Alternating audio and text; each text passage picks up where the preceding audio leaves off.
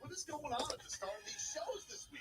Whoa! Was that a teaser trailer? That was a teaser trailer, dude. Was able to put together from some scraps a preview of what the new intro is going to sound like since our last one was stolen, man. Man, crazy. It's been a crazy week. Well, hope everybody's doing well. JPig says you can't hear me. I think, are we in live wire one? Did somebody mess with our settings or something like that? I think so, dude. I did have some The radio problems. audience can hear me, and let me tell you when I tell you this. Ted Ginn is a Miami Dolphin. Whoa! I don't know why. What? Everybody, what's going on? Somebody here with you. Leroy is off today. He is enjoying his Good Friday. It is Holy Weekend. Happy Passover to everybody out there. Well, and you know, hope everybody is doing fantastic in this weekend. We're heading into a busy sports weekend. We had a great night in South Florida sports last night. I was boots on the ground at the UFC press conference yesterday.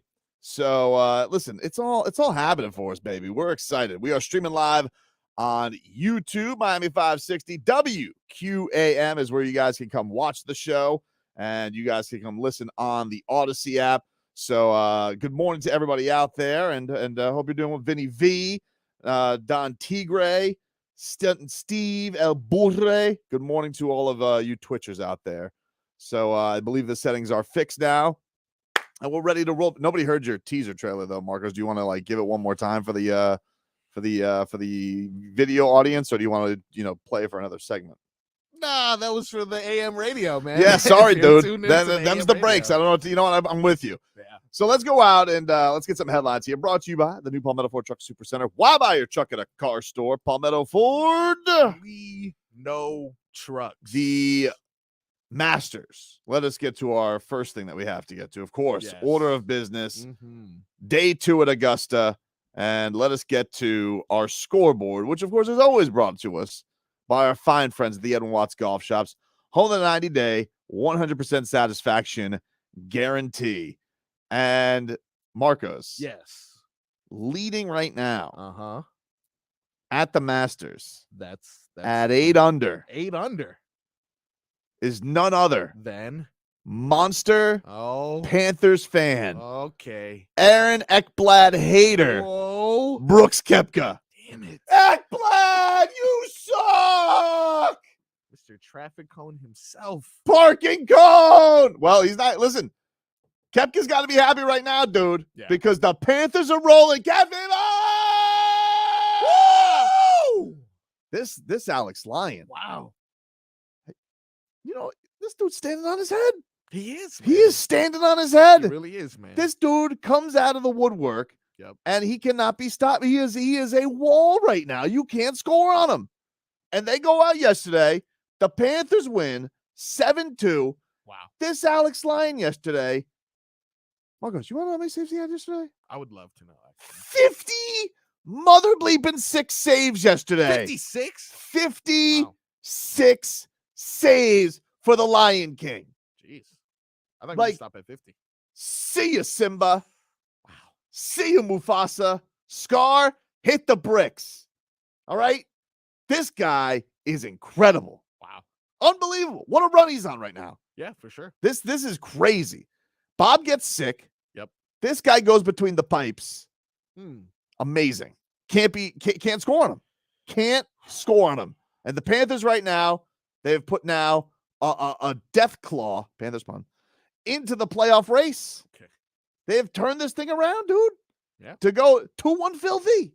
Yeah. Except it was a 7-2 bonanza yesterday. But ultimately, they have clawed their way to a 2-1 filthy. 2-1 filthy. And now find themselves in the playoff spot with 3 games to go.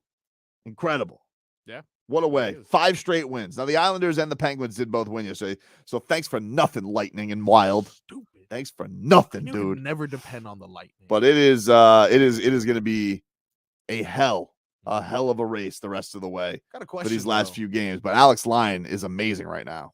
Do you, when Bob gets healthy, is there a dilemma? I don't know, man. Like, look, I always feel like you should ride the hot hand. I think if this guy is playing this good right now, the only question is you're bringing in a guy who isn't young but isn't experienced. You know, like he's like 30 years old, but like you're gonna put him onto the big playoff stage. We've seen some unconventional stuff. Look, don't forget in Panthers history, we saw 19-year-old Spencer Knight go between the pipes. Yep. Did well. Not the same coach. Yeah. But yeah, if you're playing this good right now, and if the Panthers, let's just say the Panthers went out. Yeah, I don't know how you go back to Bob, especially Bob coming off of an illness. I think you ride the hot hand, and if he gets lit up in the first game of a series, then okay, then you'll swing on over to your vet. But no, I think that a lot of people got upset that Lyon was put there the last time when Bob was rolling, and thought that kind of broke momentum for the Cats. Others have blamed Tobin. Yep. Which I don't think is fair. The mush. Dude. That's what they said. Nope. Wasn't me. Nope. Mush. Nope. Don't stop saying that. I don't like it. Okay. But we've been rolling. So Yes. No jinx. I'm not going to interview Alex Lyon. Yeah, please do. I'm going to leave him alone. I don't want blame, even though it's an amazing story. Yeah, And I would like to. for sure. After the season. Yeah, maybe. Yeah, maybe when he's hoisting Lord Stanley. There you go. This has been incredible. This has been incredible. Perfect time, man. Perfect time. I don't know if they've had a streak like this all season. No, they haven't. Yeah. They haven't. This is their first 5 game. They just had their Wow. first 4 game. Look at So they're that. playing their hottest basketball right now. Ironically, so are the Heat. Yeah.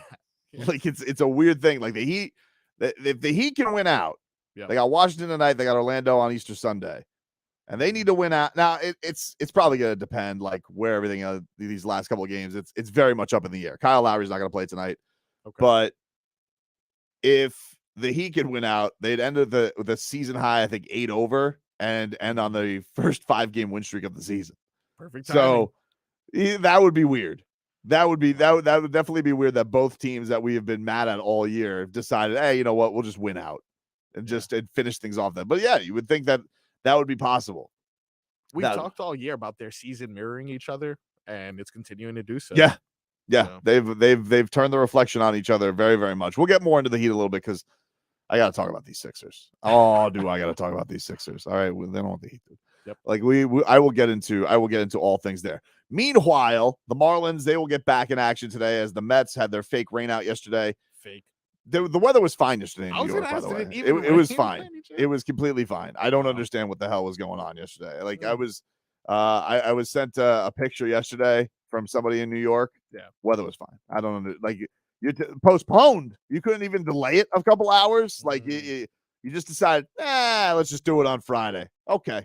Let's make up weather. Let's just do what we want. You know what that is? That's fear. That's what I smell. That's what they just got their butts kicked. They squeaked out of here. The Marlins really beat themselves in that early series. Okay. Let's be real about it. They gifted the Mets games. Then the Mets go get absolutely stomped by the Brewers. And they're like, this Marlins team coming in a little hot, little confident. And now they're like, you know what we should do? Let's move this opening day. We don't, because here's the thing. You spend all that money on this team. That's Steve Cohen, Mr. Moneybags. Then all of a sudden you get swept.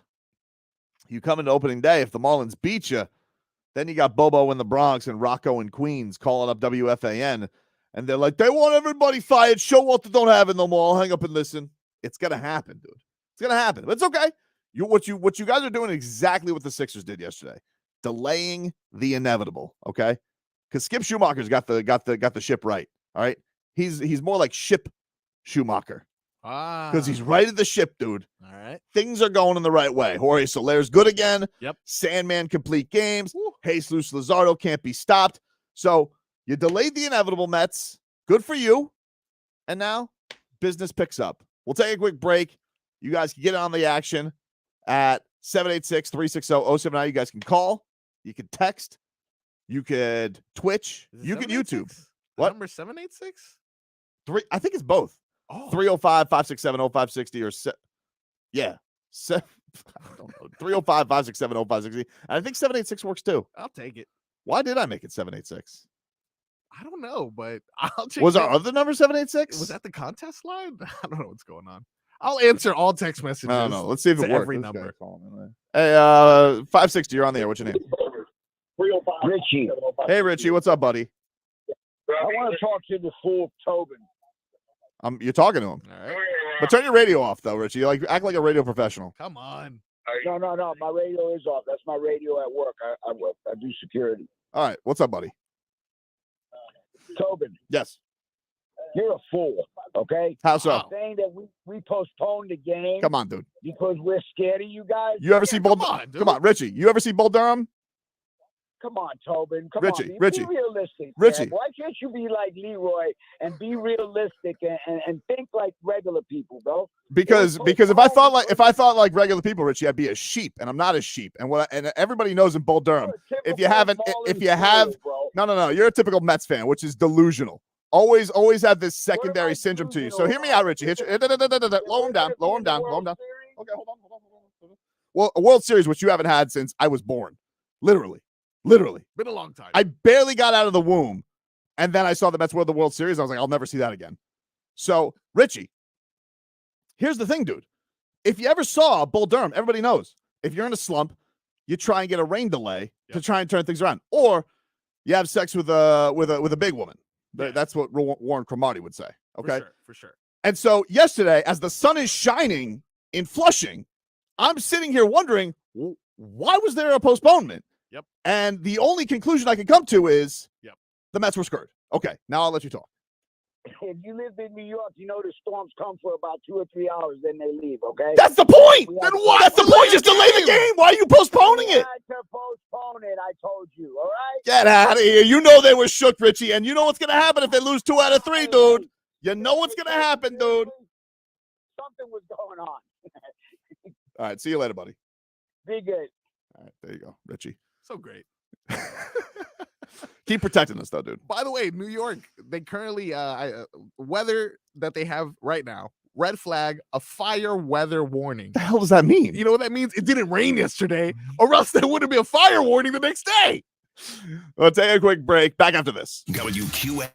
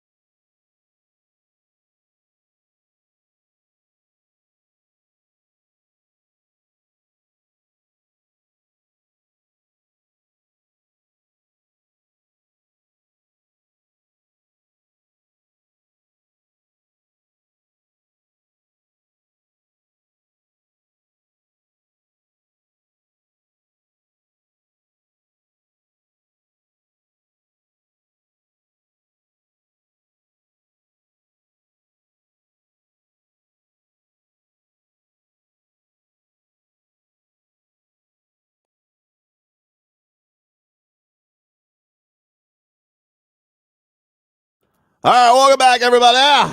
Tobin and Leroy here with you on 560 WQAM, taking you up until 2 o'clock. Leroy out today on a Good Friday, and hope he enjoys the long weekend. And I'm excited because it is UFC weekend. I was down at the Kaseya Center yesterday, officially named. Nice. I saw the signage getting changed all over the place last night, Wow. Marcos. They wasted no time. They wasted no time. Dude, I was impressed.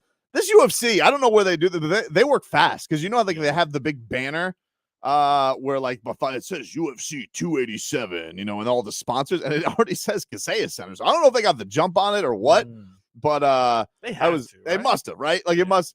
But I gotta tell you, dude, I walk into the building yesterday, and I know you guys say I'm a bit of a goosey slut, you know.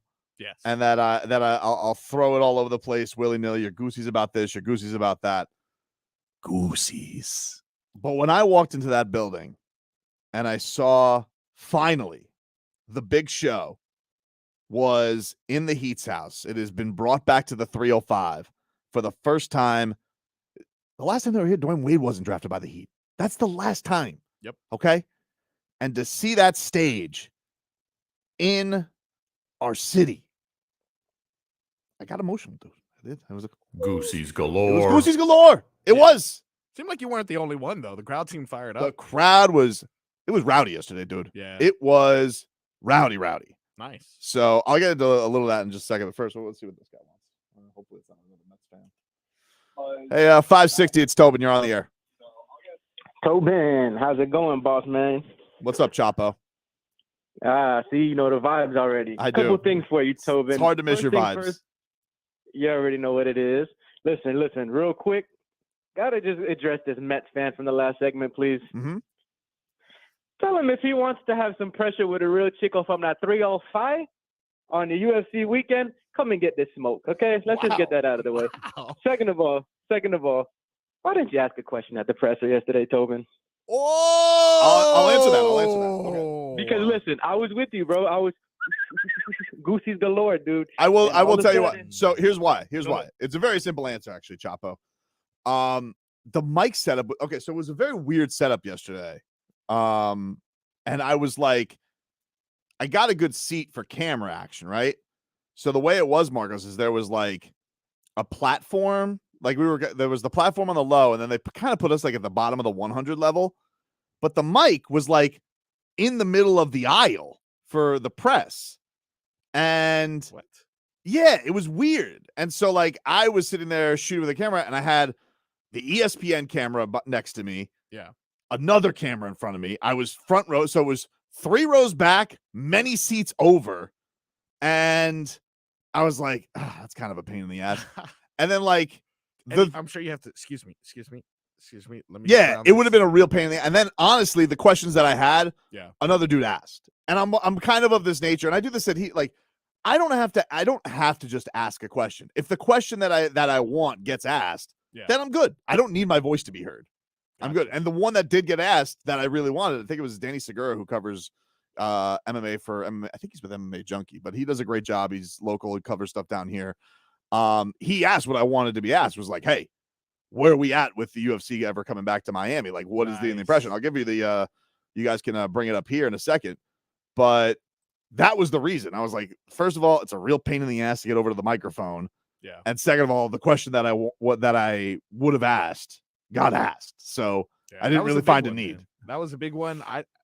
I wanted to know, so I'm sure it was a question on a lot of people's mind, and I'm glad that someone got to it. I'm glad he answered it. Yeah, here is Dana White yesterday as he addressed what the UFC's return has been to Miami and have they impressed. And this is what he had to say.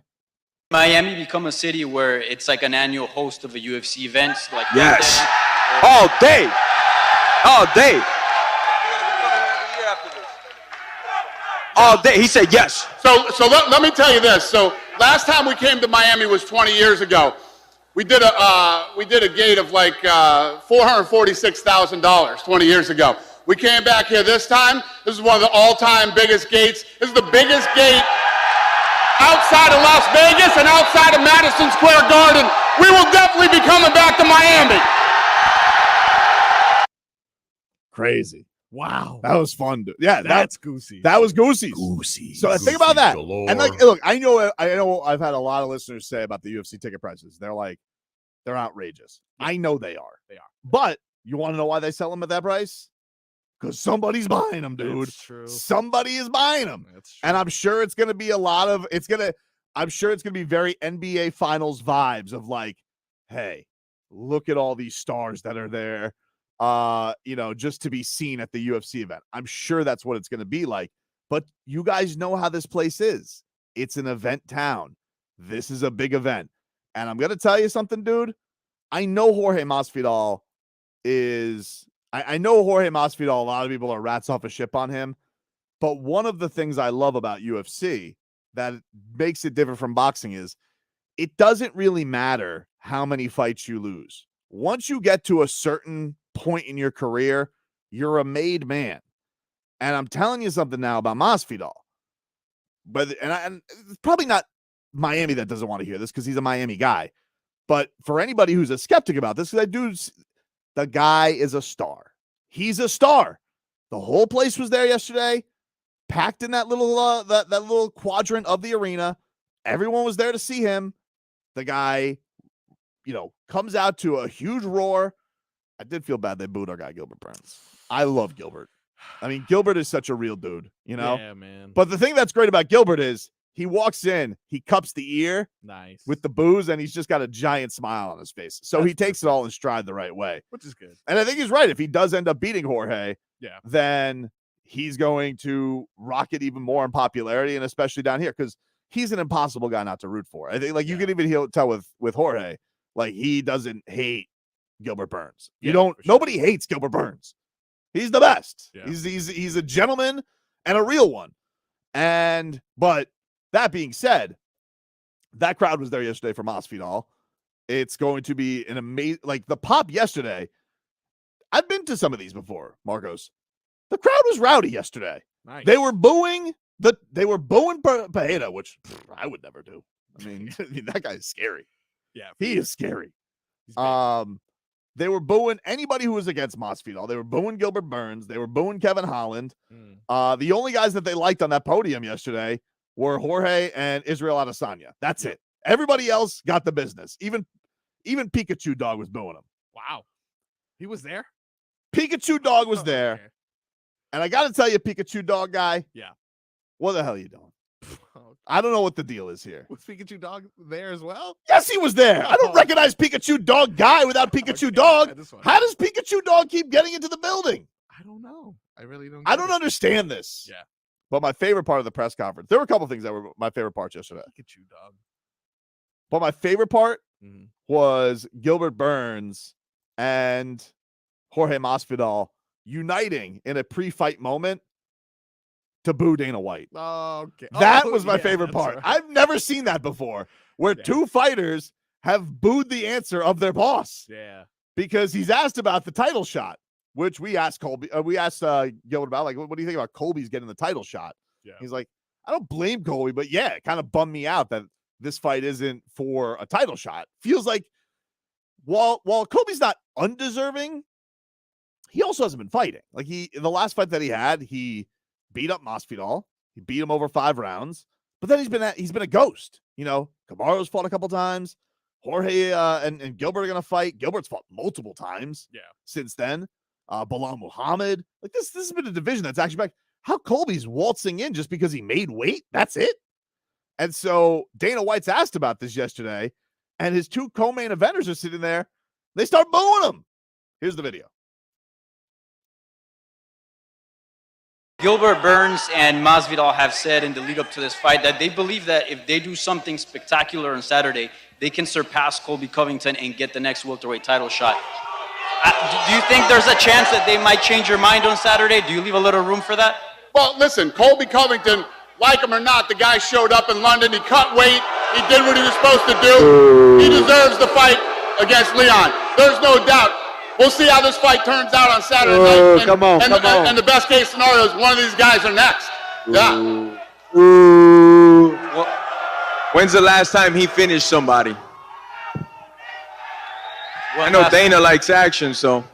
That is true. Like, it is a weird thing that he likes Colby Covington Yeah. to this degree because Colby's a good fighter, Yeah. but like he doesn't have that knockout. Like it's all pace and cardio, which is very effective. He beats a lot of. He's beaten some real badasses with that way. Not Kamaru Usman, but he's beaten Robbie Lawler and RDA, and he's beaten Jorge Masvidal. Like it's very effective how he's able to go fight. So boring though. I mean, it is boring to some. I mean, like not everybody loves that wrestling style. I'm surprised it's Dana who like won't give people contracts on the Contender Series. I am very perplexed by why Colby seems to get this nod from him. I don't know what it is, and it's weird to me. And Siegel's it's intangibles. Oh, it's because he loves because he loves Trump. Let me tell you something. The whole roster loves Trump, basically. I don't think that's what it is. I don't know what it is. Masvidal loves Trump. Masvidal loves Trump. I mean, he was at Mar-a-Lago this earlier this week. So I don't think that's it. I don't think that. I think the Trump love is not what's getting the title shot. It's weird to me. I don't understand it. Especially, they'll tell you that. They'll tell you that like, it's a metrics thing. I think John Anik said, it's a metrics thing. They'll say Colby's been right. I just can't imagine that if Colby versus Leon Edwards and you had to fork over $80 without draw Leon versus Jorge Masvidal for $80, when you're telling me in the same press conference that the reason that you're going to have the biggest gate outside of MSG in Vegas is sitting right there to you in a green jacket, which is a nice touch for Masters Week, Jorge. Indeed. But you have that going on. How are you going to tell me that Colby could be a better draw than a grudge match and a striking match between Leon and Jorge? It doesn't seem to make a whole lot of sense.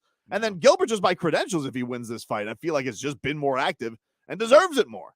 Yeah. So it's just a strange thing. I don't know why. I don't know what it is. Maybe that was the promise to make him a backup fighter and Dana sticking by his promise. But strange though. Strange. It is strange. Do you think he's playing the long game? You think he's like, all right, Jorge can win this fight. Leon could beat Colby, further solidifying his run as a champion, and maybe the second fight in Miami? Or do you think that they wouldn't do like another fight in Miami so soon? No, I can't imagine they're gonna come back to Miami so soon. I think that'll be like next year that they would come back. So I mean, like this is a first and last in Miami this year. You think? yeah, because I mean, what do we have? We have we have 8. They got to go to they're going to do Vegas and I'm sure they'll do 2 more in Vegas. They'll do 1 more in MSG. They're going to Canada, I think. Canada. Yeah. So they're not going to come back. They're doing Prudential Center, so they're going to New Jersey at one point. Yeah, there's just not any. There's no more dates to come back to Miami. Yeah, that's fair for a pay-per-view. And look, I think they're smart enough to know now. Don't come here with some bull bleep card. Yeah, exactly. You come here, you stack the deck just like you do for New York, just like you do for Vegas. Don't come here with some weak ass card. You come here, you have a star-studded card, you make the prices outrageous, and obviously people will pay. Yeah. So, and it's a really good card. It's a really for sure. good card. Okay, I know we're up against it, so I don't want to get too much into it now. But I'll just go do it. I'll just go boo Galen. Just like, boo. Come on, stay on clock. Boo. Can we just start doing that? Can we start booing our boss? I mean, we can try it. I don't think that's going to go well for us. I don't think well necessarily. I'll probably ask you a little bit later in the show. Izzy, like, I feel like he had a very reserved role. I know he gets the fan support, but I didn't see any viral clips from Izzy. I didn't see any of the charisma. I think he's locked in. Like, I've lost to this guy. And it was a very intense stare down. That's what I thought. It was a very intense stare down. Yeah, very intense. So. We'll move on. The Miami Heat yesterday. They showed you what we already know. They showed you what we already know. We'll tell you about that. 50 minutes of Heat next.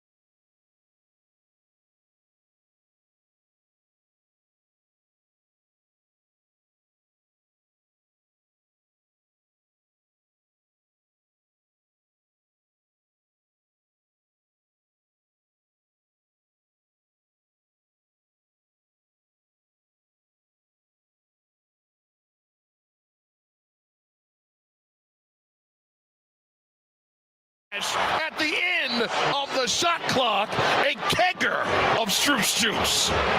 He has 4 money balls in 8 tries. 15-minute lead. Bum, bum. 15 minutes of heat here for you on 560 WQAM. Miami Heat smoked the Philadelphia 76ers yesterday. Smoked them, dude. 129, 101. Miami victorious over the Sixers. Yep. And what did I tell you guys? Marcos, what did I say almost a month ago? A month ago. Where you're probably in the same spot. But what did I tell you? I think you said the Sixers. They don't want the Heat. They don't want the Heat, dude. And by the way, it's a very, very interesting narrative that has been flipped by Philadelphia, those cowards, in a mere matter of hours, okay? Because if you did want the Heat, what you should have done is should have sat your starters, because then the Heat could have guaranteed themselves a win. You put Brooklyn in a predicament, and you could have set yourself up for a playoff matchup against the Miami Heat potentially. It's still unlikely. You know, the Heat got to go 2-0, and the Nets need to go 0-2. But for everything that was in the Sixers' power yesterday, they tried to prevent the Miami Heat from being the 6th seed yesterday. They played Joel Embiid. They played James Harden. They didn't play Maxey. Whatever, dude. Whatever. All this shows me is they don't want the Heat, dude. It's true. They don't want the Heat, and they may not get the Heat. You know, they may get their wish. Yep. But they've already proven. And by the way, if you think that it's just me being this way, because I know if Leroy was here, oh, you really think that there's... Yes, I do. Yes, I do, first of all. But second of all, Stan Van Gundy on the broadcast yesterday, who I got to say, I like Stan Van Gundy. I love his time with the Heat. I love his appearances on the Levitard show. Oh. You know, very captivating mind. Bit of a grump. And honestly, true. Not always the nicest towards the Heat on the broadcast. You know? But this guy, the entire broadcast was echoing what I've been saying for you guys. The Sixers, they don't want the Heat, dude. Wow. They don't want the Heat. Wow. I've been telling you this, and Stan Van Gundy, he said it probably a dozen times during the broadcast yesterday. 12 times. He's like, dude. He didn't say dude, but he said it's like 3 times a quarter. He was saying this team does not want to face Miami. He was giving a lot of praise to Miami because this is the Miami when they're shooting threes. Yeah. This is the Miami team we all recognize. It was a good game, man. It was a great performance. Yep. A great performance. But this Doc Rivers afterwards, you want to know what he said? Yeah, I do. This is what he said. J-Fig, you want to know what Doc Rivers said after the game? Because I couldn't believe this. Couldn't believe it. All right. Because let's just remember, okay? Jimmy Buckets, you know, they're going on a little run ski yesterday. Yep. Sixers going on an 11-0 run. They kind of cut it close, okay? Spo calls timeout. Jimmy Butler time. Jimmy Butler then gets an and one on Joel Embiid, his friend. Then gets an and one on PJ Tucker. Yep. Because you can't stop him. You can't stop Jimmy Butler right now. The way he's playing right now. Finger wag yesterday. No. You're not stopping Jimmy Butler right now. He is unstoppable. And this Doc Rivers, he has the audacity to tell Jared Greenberg during the break or during the intermission interview. Gotcha. He says, you know, it's going to be much different in the playoffs. Well, first of all, you've already proven you don't want the Heat. So what are you talking about? You're going to be playing the Nets most likely. But second of all, he had, and I couldn't believe this, the audacity to say after the game that the game for the Sixers was, quote, exercise. What? Exercise. Like they had gotten on a Peloton. That's how little they cared. And I got to tell you something, Marcos. What? I got to tell you something, Marcos. I, quite frankly, laughed out loud when I saw that. I was like, are you effing kidding me? Yeah. You, Doc Rivers, you could have sat your guys. Yep. You could have, you know, determined your playoff seeding with your own hand. But what you decided was, I don't want to face this team in the playoffs. Do you want to know why they don't want to face that team in the playoffs, Marcos? Why is that? J-Fig, do you want to know why Doc Rivers doesn't want to face Miami in the playoffs? Trying to think. I'll tell you guys in a second. I mean, I will tell you guys in a second. But first, I need to call it 305-567-0560. I'll answer that question. But first, 305-567-0560. Because it's very clear why he doesn't want to face Miami in the playoffs. Very, very clear. Very clear why he doesn't want to face Miami in the playoffs.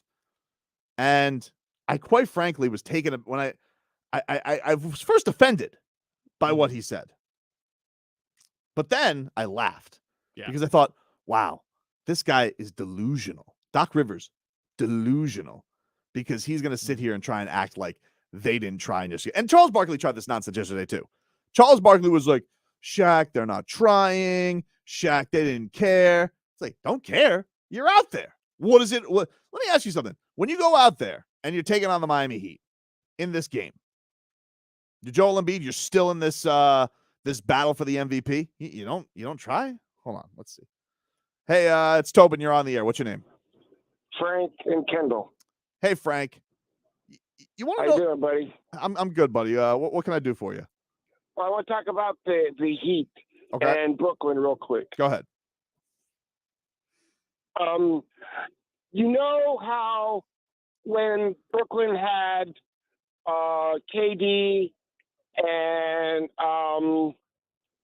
Kyrie? Kyrie. Yeah. They couldn't beat the Heat. Yep. No one wants to trade. We can't beat them. It is a weird these thing. Rookies and nobody. But the funny thing is, Philly can't seem to beat the Heat for anything. They can't.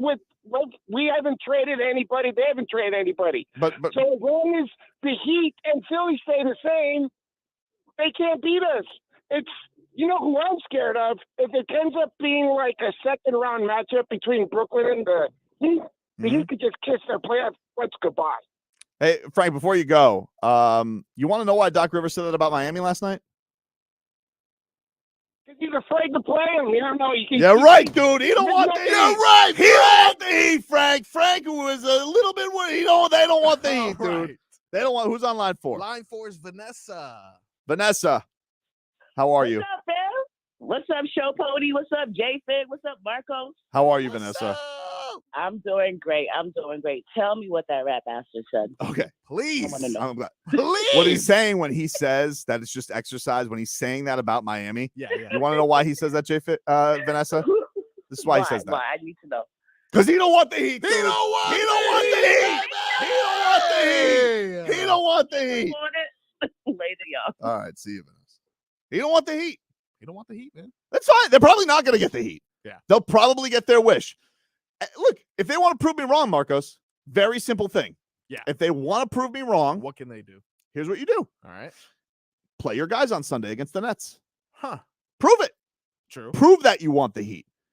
If you have the balls to play the Heat, I dare you, Doc Rivers, to play all your guys on Sunday. I dare you. Okay? Wow. Let's just put it out there like that. All right. 1 o'clock. Yep. Easter Sunday. All right. While old Tobes is having an Easter egg hunt after being, just on a fight hangover from UFC 287. Yeah. Prove it to me, Doc Rivers. Prove it to me. Go out there, play your guys against the Nets if you're not scared of the Heat. But if you bench your guys against the Nets, I'll know what I already know, which is, hold on, 560. It's Tobin. You're on the air. Hey, what's happening? How you doing? I'm good, buddy. What's your name? Oh, name's Robert. Hey, Robert. What's up, buddy? What's happening? All right, good, man. Good. I just got back actually from Central America, El Salvador, and enjoyed watching the Miami Hurricanes up there and their run. And I think these guys did such a wonderful job. True. I mean, UConn had the most dominant March Madness performance since 1997. Yep. And the Hurricanes were right there with them, and just wanted to say how exciting it is for this program. Very exciting. Did you hear them get shouted out yesterday by Stan Van Gundy? Oh, I did. I didn't. Yeah. No. What Yeah. did he say? No, I just gave a lot of love because they were talking about the zone and Yep. Spo learning a lot of it from Coach L. And then he actually also gave a shout out to our boy Jim Crutchfield from Nova Southeastern, undefeated champion. Undefeated. So Crutchfield got a shout out from Sam Van Gundy too. That's beautiful. Yep. So a lot of Cool. South Florida love on the broadcast yesterday. All right, appreciate it, buddy. He didn't answer my question though. He did not. Let's No, see if this he guy did does. not. All right. Hey, 560. It's Tobin. You're on the air.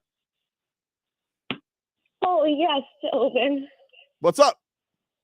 My name is Nicole. Hello, Nicole.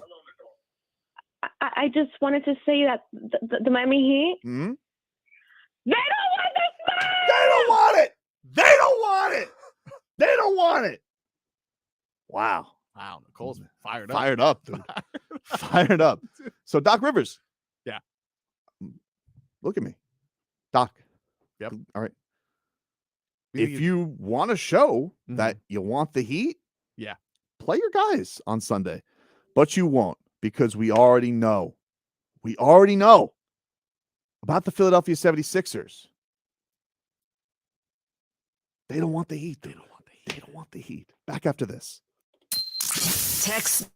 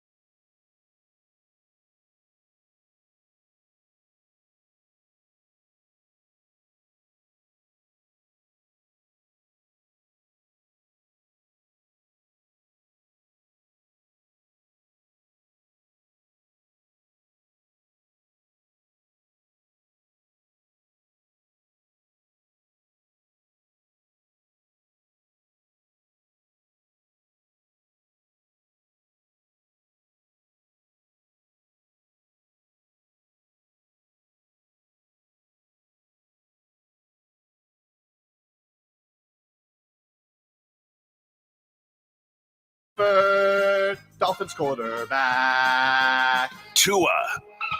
It's our Tua. It's our Tua. Tua. Tua. Christians can go to hell. Tua Tagovailoa. Dolphins quarterback. Daddy loves you guys. Our Tua with Tobin and Leroy. Check the history of food. Hour to the program, ladies and gentlemen. Tobin and Leroy here with you on 560 WQAM. Let's get some headlines here, man. Brought to you by the new Palmetto Ford Truck Supercenter. Why buy your truck at a car store? Palmetto Ford. We know truck. Heat win. We talked about it last segment. If you guys want it, use your Odyssey app, rewind, or scroll back on the video stream of the Heat win. 129-101. Jimmy Buckets, 24 points. He was 9 of 12 yesterday. I mean, his efficiency just stays crazy. It's really, really impressive.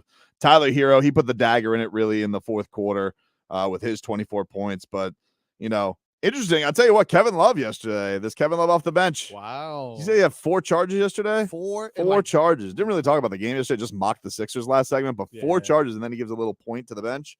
So good for Kevin Love. Kevin Love working out. Kyle Lowry won't play tonight, by the way. He had a nice game yesterday too, but he will not play on the second half of a back-to-back as they are trying to rest him up before the playoffs. And it does seem like this Max Strus in the starting lineup is a thing, Marcos. So they're basically going Jimmy, Bam, and 3 shooters. Yeah. Which I don't think is a bad strategy. I mean, I don't know how it's going to work if you take on a Milwaukee with the size issues or a Boston, but they have gone now in the whole direction of like, look, we got 2 stars that don't really shoot. Let's surround them with shooters and, you know, let's see if that works out for them. And we have seen a better offense. It has bared some fruit there. By the way, let's go. Clayton, what's going on, man? How are you? Clayton. Hey, what's up? How are you, buddy? What's up? I'm good, man. Good. Thanks for having me on. So, first of all, I'm glad you still got the Tua song, but I don't know if we're blaming Solana or whoever it was, but whoever took away the intro song, you're dead to me. Wow. Strong. I feel the same way. I do too. You're dead to me.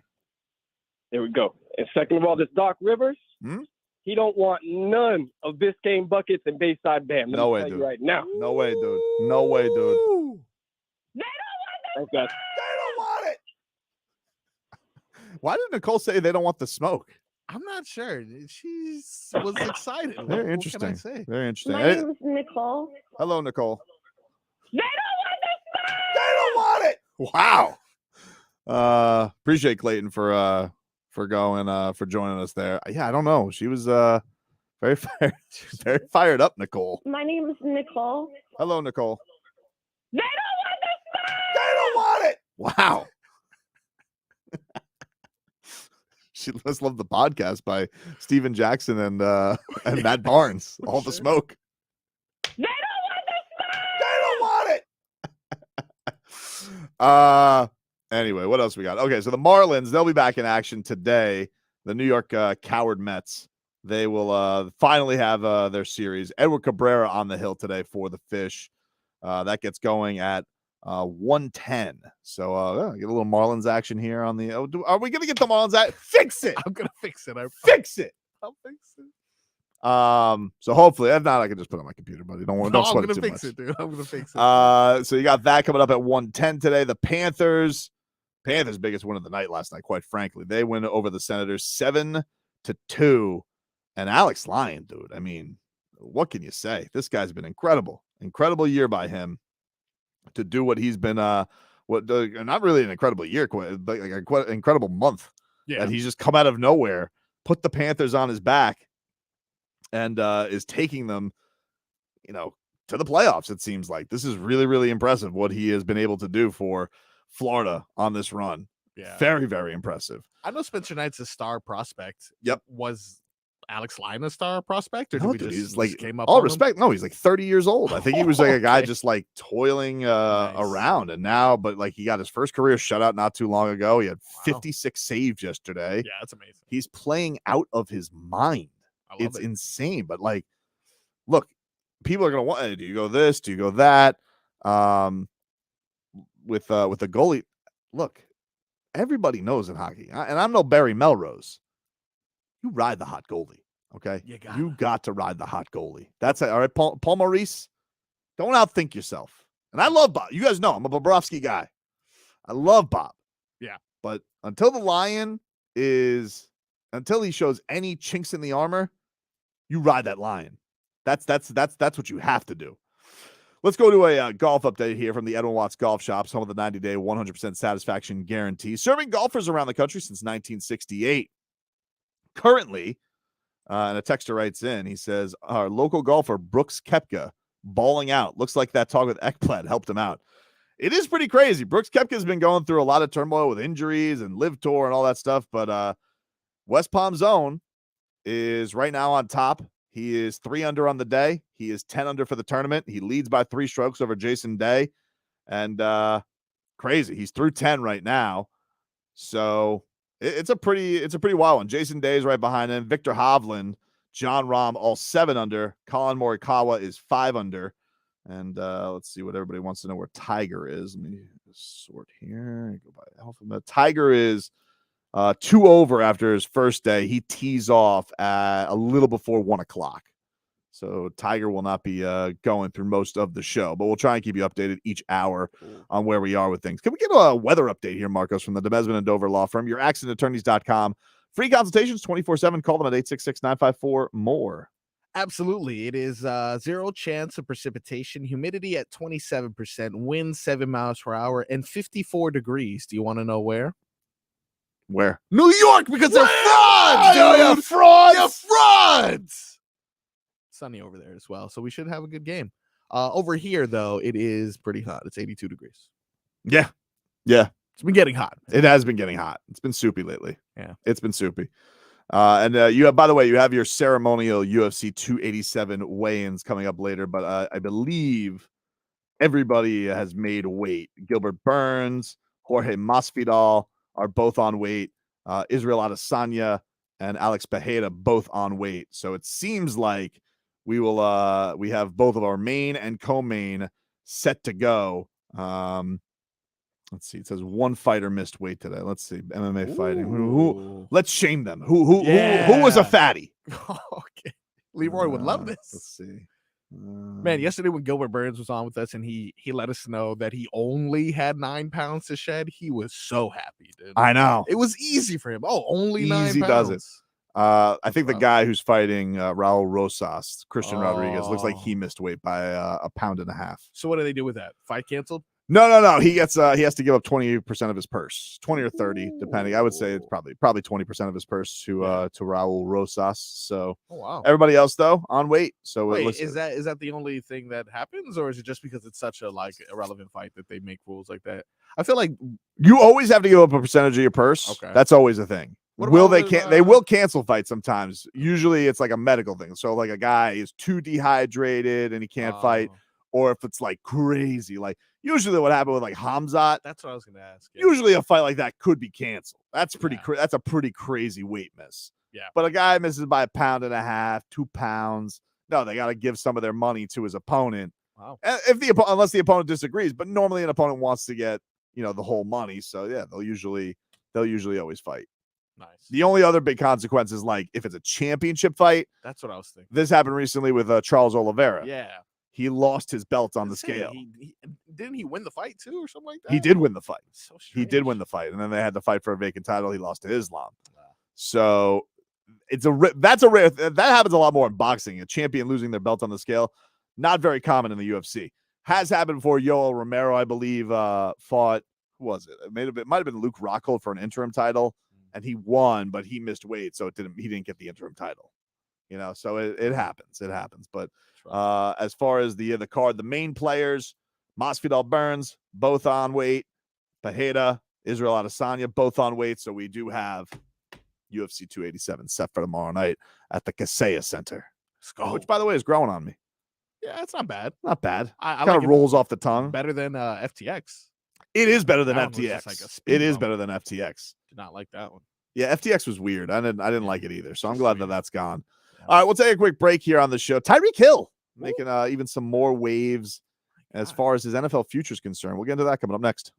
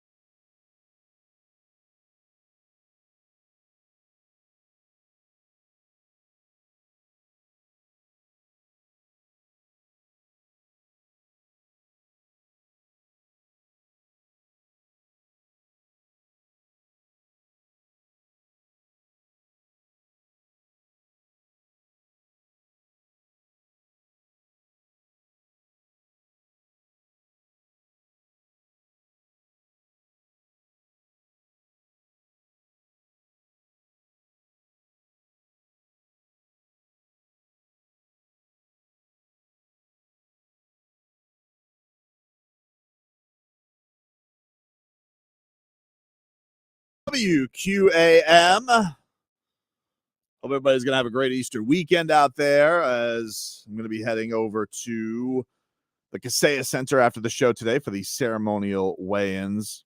UFC 287 is going to be tomorrow night at the Kaseya Center. It is returning to Miami for the first time in 20 years. I'm very excited about it. Do you expect kerfuffle?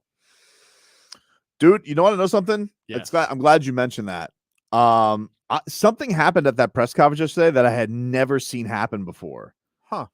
In regards to shenanigans. So Dana White, Dana White will do this where he'll tell people it's a stupid question. Don't ask those types of questions. But, he's like a big freedom of speech guy. Say whatever you want. Dana White was shooting down reporters asking Kevin Holland and Jorge Masvidal about their beef. He's like, don't ask that. They're not fighting. Don't do that. Wow. That's stupid. Don't ask that. He was like scolding reporters. And I was kind of fascinated by it. I was like, wow, that's not very much like him, like the UFC. Like, look, it's the fight game. He always says it's the fight game. Yeah. Crazy things happen. But Kevin Holland has gotten into fights, real fights with fighters in the backstage. That happened with the Hamzat card. And he has Jorge Masvidal, who, Christ, 3-piece in a soda, allegedly hit Colby Covington outside a steakhouse. So the thing with starting with those guys is they're not going to just talk, right? Like, he probably knows those guys are about that action. It was funny with Kevin Holland, like Kevin Holland and Jorge Masvidal, as they go off the stage, Marcos, for the stare downs, where they're not going to stare each other down. They're going to stare down who they're going to fight. Yeah. You can see security like really trying to like, hey, come on, let's not have any shenanigans. I've never seen that though, where Dana White had reporters? Told reporters, do not ask Kevin Holland and Jorge Masvidal about each other. They're not fighting each other. And I think he knows because they would have fought. Now, doesn't mean when they get to the arena tonight, there still can't be some crossover and there can't be some type of interaction. But it very much seems like they have their fights. They want those fights to be the fights. They don't want anybody getting suspended. And I think as you hear from him, he say, look, this is the biggest gate they have outside of Vegas and MSG. They don't want either of these guys getting, arrested or in trouble or anything, or anybody getting injured. So I had never seen that before in my time covering the sport and watching the sport. I had never seen Dana White tell reporters, don't ask about these guys. They're not fighting each other. Typically it's like, oh, ask whatever you want. It's usually a circus. There's a Pikachu dog there. It's true. Like, this isn't the height of journalism. Yeah. But that was pretty crazy. So do I expect a kerfuffle? I would say the only people I could expect a little shovsky is Pereira and Adesanya, because those guys, that was an intense stare down between the two of them. They don't like each other. Yeah. They don't like each other. There's a lot of heat between it. I think Izzy feels a little bit of pressure on this one. He's calling it his 8 Mile kind of moment because it's his last crack at beating Pereira. He really let that last one, kind of slip by the wayside. And so, I don't know. I think that would be the only one where I could see some type of shenanigans going down if anything was going to happen. But as far as Masvidal Holland, I think they're going to do everything they can to avoid that. Yeah, because it'd be a shame if, again, one of them gets injured, arrested, and now, like you said. And now, now all of our customers are pissed. Yeah. And they already know they're charging a lot. But you can see here, I'll throw up the, if JFig or you can throw up the stare down for our YouTube audience.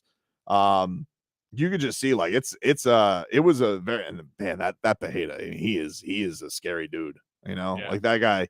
Just brick hands. Dana's like, okay, guys. All right. Guys. Okay. It's not stopping, huh? No, they're just like, it was a cold stare down between both of them. And, I think this is going to be a really, really fun fight between them. I think Burns and Masvidal is going to be a really, really good fight. It's a great card. It is a great card. I don't have to sell it anymore. Intense. They've already sold it as it is. But if you're not going and you're thinking about buying the pay-per-view, I think you're going to get your money's worth. I think it's going to be a pretty awesome card. For the record, Izzy broke eye contact first, so we're going to see how that. That's a big Teddy Atlas thing. He feels like that's round one. Yeah, but isn't that strange? Because now you're like looking at each other for the rest of the evening. I'm not moving. I'm not moving. I'm not going to move. Good luck. You ever get into a staring contest with a kid? I'm the worst at staring contests. Really? There's a lot of things I'm not good at. That's at the top of the list. I'm not gonna lie to you. If my son ever thinks he's beating me in the staring contest, I just go right into his eyes. Oh, so you cheat? Is Yeah. what you're saying? Okay. I'm never gonna lose. Yeah. Okay. I'm never gonna lose. Perfect. Not gonna do that. That's ridiculous. All right. Speaking of don't lose, Tyreek Hill. So Tyreek Hill, we played some stuff earlier in the week from Tyreek Hill where he was on the Totally Offensive podcast, which is with a couple former Chiefs, his former teammates, and he had been talking a lot of trash about going to Kansas City, throwing up the peace sign. I believe he referred to himself as Kansas City's worst enemy. Yep. Which is great. Tyreek Hill talks a lot of it. But another thing that came out of interest of this, which made a lot of headlines yesterday, and to a degree, I get why it did, but I don't think it should be that surprising. But if you could, Marcos, would you play Tyreek Hill on the Totally Offensive podcast and what he had to say? I'm going for 10, man. I'm gonna finish out this contract with the Dolphins, man, and then I'm gonna call it quits. You know, I wanna go into the business side. I wanna do so many things in my life, bro. I really want to get into like the gaming space. Like I really want to get huge in that, and that's kind of what I'm doing right now. I'm using my platform, creating the gaming team, which isn't launched yet. It should launch by the end of this month. So running gaming. I'm gonna just sign like different content creators, different athletes. So there you go. Tyreek Hill says he wants to make it to 10 years and get to the end of this contract, which I believe has 3 more years on it. And people found this to be a pretty surprising thing that, oh, Tyreek Hill, come on, dude, you're not really gonna retire after, so many years. You got 1, 2, 3. So he's got 4 years left on this deal. This season it runs through 2026. And at that point, he's going to be 32 years old. And I was just like, thinking to myself, like, yeah, if he makes it to the end of this deal and gets to 10 years, I totally find that to be a reasonable time for a speed wide receiver to call it a career. This is a league that is really brutal. We're seeing people retire more often.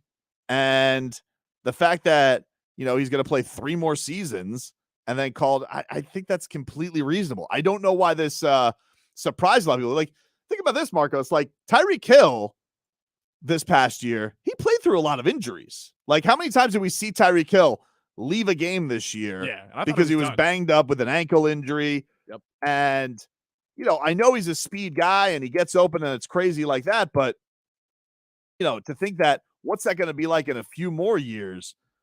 I don't know, man. I didn't find this to be something that was that crazy that he was going to get that one last big contract. Because typically, unless you're a quarterback, you usually get one deal, maybe 2 big deals as a skill guy. And it's one of those things where I think the name shocks everybody because Tyreek Hill's a guy who's willing to talk. But I actually don't think the parameters of him leaving and getting off of and getting it to the end of this contract, I don't think it's going to be that crazy that he's like, you know what? Maybe I've lost step. Maybe I'm not cheat out. I'm pretty banged up. I made oodles of money. All right, it's time to call it a career. It's time to call it a career. And then I actually think it lines up for the Dolphins pretty well because probably like with 2 years left on this deal, a year left on this deal, that's about when you got to pay Jalen Waddle monster money. So I think theoretically it's going to work out pretty well for the Dolphins because you probably get 1, maybe 2 more years of Jalen Waddle on his cheap deal before you got to worry about a holdout or something like that. And you can finagle the cap and whatnot. But I don't know, man. I didn't find this to be that big of a story. And I know it made a lot of headlines yesterday. Were you surprised this was such a big deal? Yeah, because I didn't buy it because I think he's just such a good wide receiver that someone's going to offer him some money and it's going to be hard to turn down that money. So I just thought this was Tyreek Hill being Tyreek Hill. But you bring up a good point. Now that I think about it, it almost seems as if wide receivers as of recent, fall off the face of the earth. They get that big contract. You think that they're at the top of the game and all of a sudden they're Think about like Michael Thomas, Yep. DeAndre Hopkins. Now, Hopkins now. He this couldn't even guy, find a job. look, Tyreek Hill has a different skill set than these guys because he's way faster. It's like he's like an alien out there as far as that's concerned. So it's not, maybe he could continue to play and be the fastest man on earth. I don't think Tyreek Hill's ever going to go out there and be like, man, that guy's like molasses. The fact that he's able to break the way that he is, the way his body is, he's supremely athletic.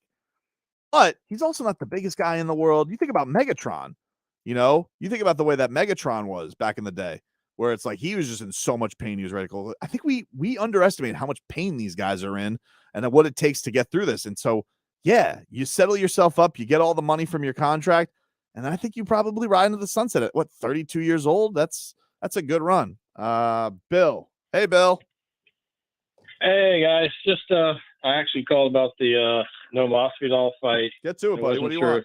Yeah, for sure. Hit You it. brought that up. Yep. But Tyreek Hill being Tyreek Hill is, guess what? That's just called honesty. Mm-hmm. No Masvidal, that's his new nickname, the Queen of Miami. Wow. The way he cold cocked Covington, right? Sucker punched him He like did the sucker wussy punch him. that he is. Allegedly. I cannot wait to see the shenanigans on the sideline. What do you I hope he cold cocks him back. Yeah, I mean it could happen. We could see that. That's a good point Bill brings That up. is a good point, We could see Absolutely. It'll be worth watching just for that. I'm telling you. We could That's see the one you buy. we could see cage side. Well, they already was on pay-per-view technically. True. We could see cage side shenanigans. I'm sure Colby will be in the stands. That's right. Whoever wins, it's gonna be like, I'm coming for you, and then it goes Right. to the camera. And We he's like, definitely could see that. what? That could be a thing. Go get me. And like, look, man, maybe Masvidal gets wrecked by Gilbert. Gilbert is a monster, and the odds are. This has got to be the biggest. I don't even think Masvidal was this big of an underdog against Usman, Man. which is kind of crazy if you think about it. Wow. Kamaru Usman, probably the second best welterweight of all time, next to GSP, and Masvidal is a bigger underdog to Gilbert than he was to Usman. That's kind of crazy. And like, I think the world of Gilbert. I think Gilbert's super dangerous, but that's pretty wild. That's pretty wild to think about where those numbers are right now. Have you ever seen? Because I know Nate Diaz is one of those where he didn't necessarily get a lot of the wins, but he got a lot of the fanfare. Have you ever seen someone who is so heavily the underdog be the main draw at a pay-per-view like this before? Nate's a good one. I would have said that, before he was going to take on Hamzat, everybody thought he was like lamb to the slaughter. Like he was going to kill before there was the old switcheroo on the card. I think he would have been, if I had to be honest. He might have been. You might be right. He might have been. That's the most recent one I can think of. A guy where nobody thought he had a shot, but he was the biggest star on the card. For sure.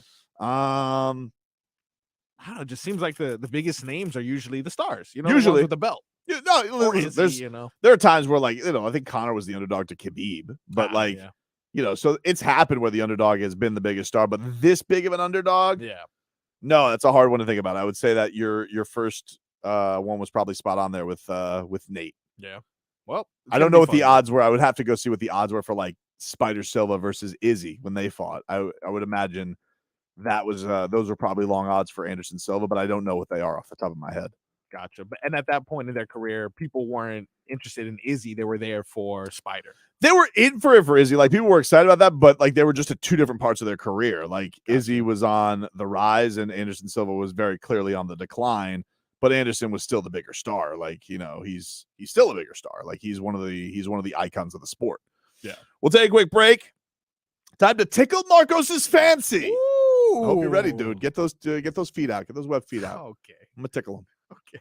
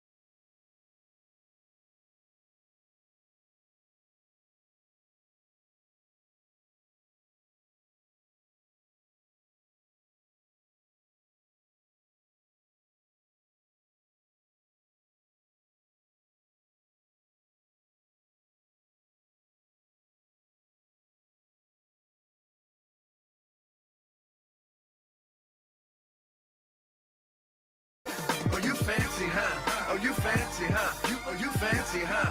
Oh, you fancy, huh? I'm so fancy. You already know I'm in the fast lane. From LA to Tokyo, I'm so fancy. Nah! It's time, ladies and gentlemen, to tickle Marcos's fancy. Fancy, not tickled. Hey, man, you don't know yet. So the way you, I just listened to it back.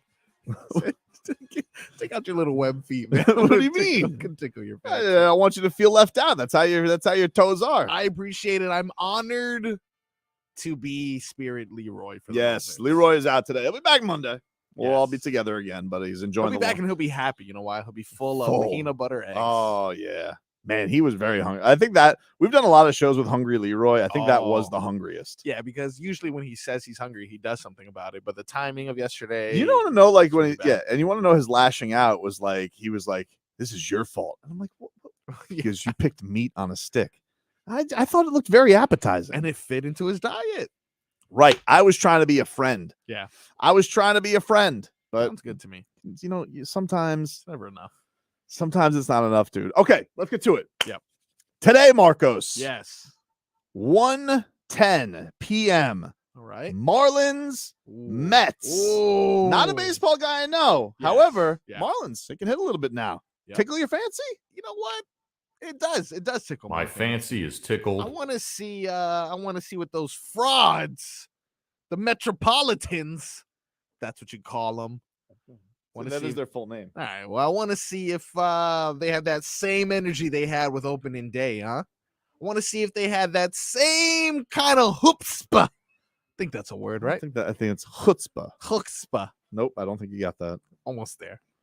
Well, I want to see if they can get a repeat performance. I don't think so. I think their luck is wearing off, and I think they're frauds. So that definitely tickles my fancy. All right, coming up. Chutzpah. Nope. All right. Chutzpah is like, it sounds like a piece of equipment to fish with. Yeah, you know, you got your Chutzpah. rod, your chutzpah. What am I gonna do to catch this mahi mahi? Oh, I got a chutzpah. That's really good. It sounds like a fisherman's wear brand. All right. All right. 7:00 tonight, Marcos. Yes. Miami Heat take on the Washington Wizards. Wow. You of course can hear that game here on 560 WQM. Does that game tickle your fancy? It definitely does, man. My fancy is tickled for one reason and one reason only. My fancy is tickled. Any opportunity to see playoff Jimmy excel. Yep. Come on, man. That's always TV worthy. So my fancy is tickled for sure. All right. Rewind it back a little bit later on today. Yes. 4 p.m. Ooh.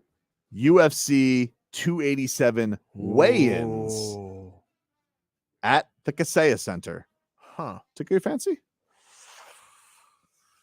I'm going to say no. Fancy, not I'm tickled. going to say no because you gave me the inside scoop and let me know that there's extra security between Masvidal and Holland, and I don't think that there will be any shenanigans. So I think it's going to be a standard weigh-in, and I'm good. I'm ready for the fight now. I am too. I'm excited about it. So the weigh-in doesn't do anything for you, but you will. I don't want to spoil your answer for coming up later. All right. All right.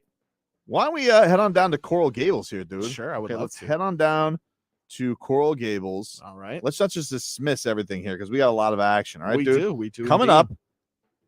It's not actually in Coral Gables though. It's Okay. in Charlottesville, Virginia. But we can support our Coral team in Coral Gables. Yes. The Miami Hurricanes. All right. They start a 3-game series tonight with the Virginia Cavaliers. Little ACC action.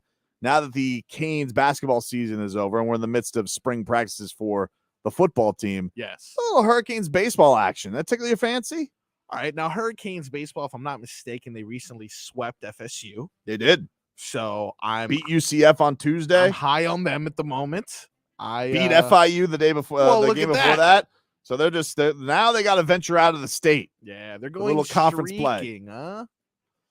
But unfortunately, I want to say fancy not tickled. Fancy not tickled. Yeah, I know. Why? Because there's no Why? Mark Light milkshakes. Ah, yeah. So, What are you they know. doing in Charlottesville? You Come know, on, dude. It's like, what do they got? What do they got going on there? Was it like some glazed ham or something like that? I don't know what Virginia's Potato known for. smoothies. That's what they dude, got. come on. Gross. What are we talking about? All right, what about this? A little pop culture. Oh, the Super Mario Brothers movie. Does that tickle your fancy? Oh, snap. I'm kind of torn here. I'll explain to you why. I'm going to say my fancy is tickled. My fancy is tickled. Because the first Mario Brothers movie was horrible. It really was. Very bad. I think Seth Rogen was quoted recently as saying it was the first time he found out movies could be bad. Really? He said that? That's what he Is said. he in this Mario Brothers movie? I think he is. Oh, okay. But I remember John Leguizamo being really mad that Chris Pratt is Mario, which is a little bit weird. But in fairness, John Leguizamo, the original Mario Brothers movie was terrible. It was very bad. It's terrible.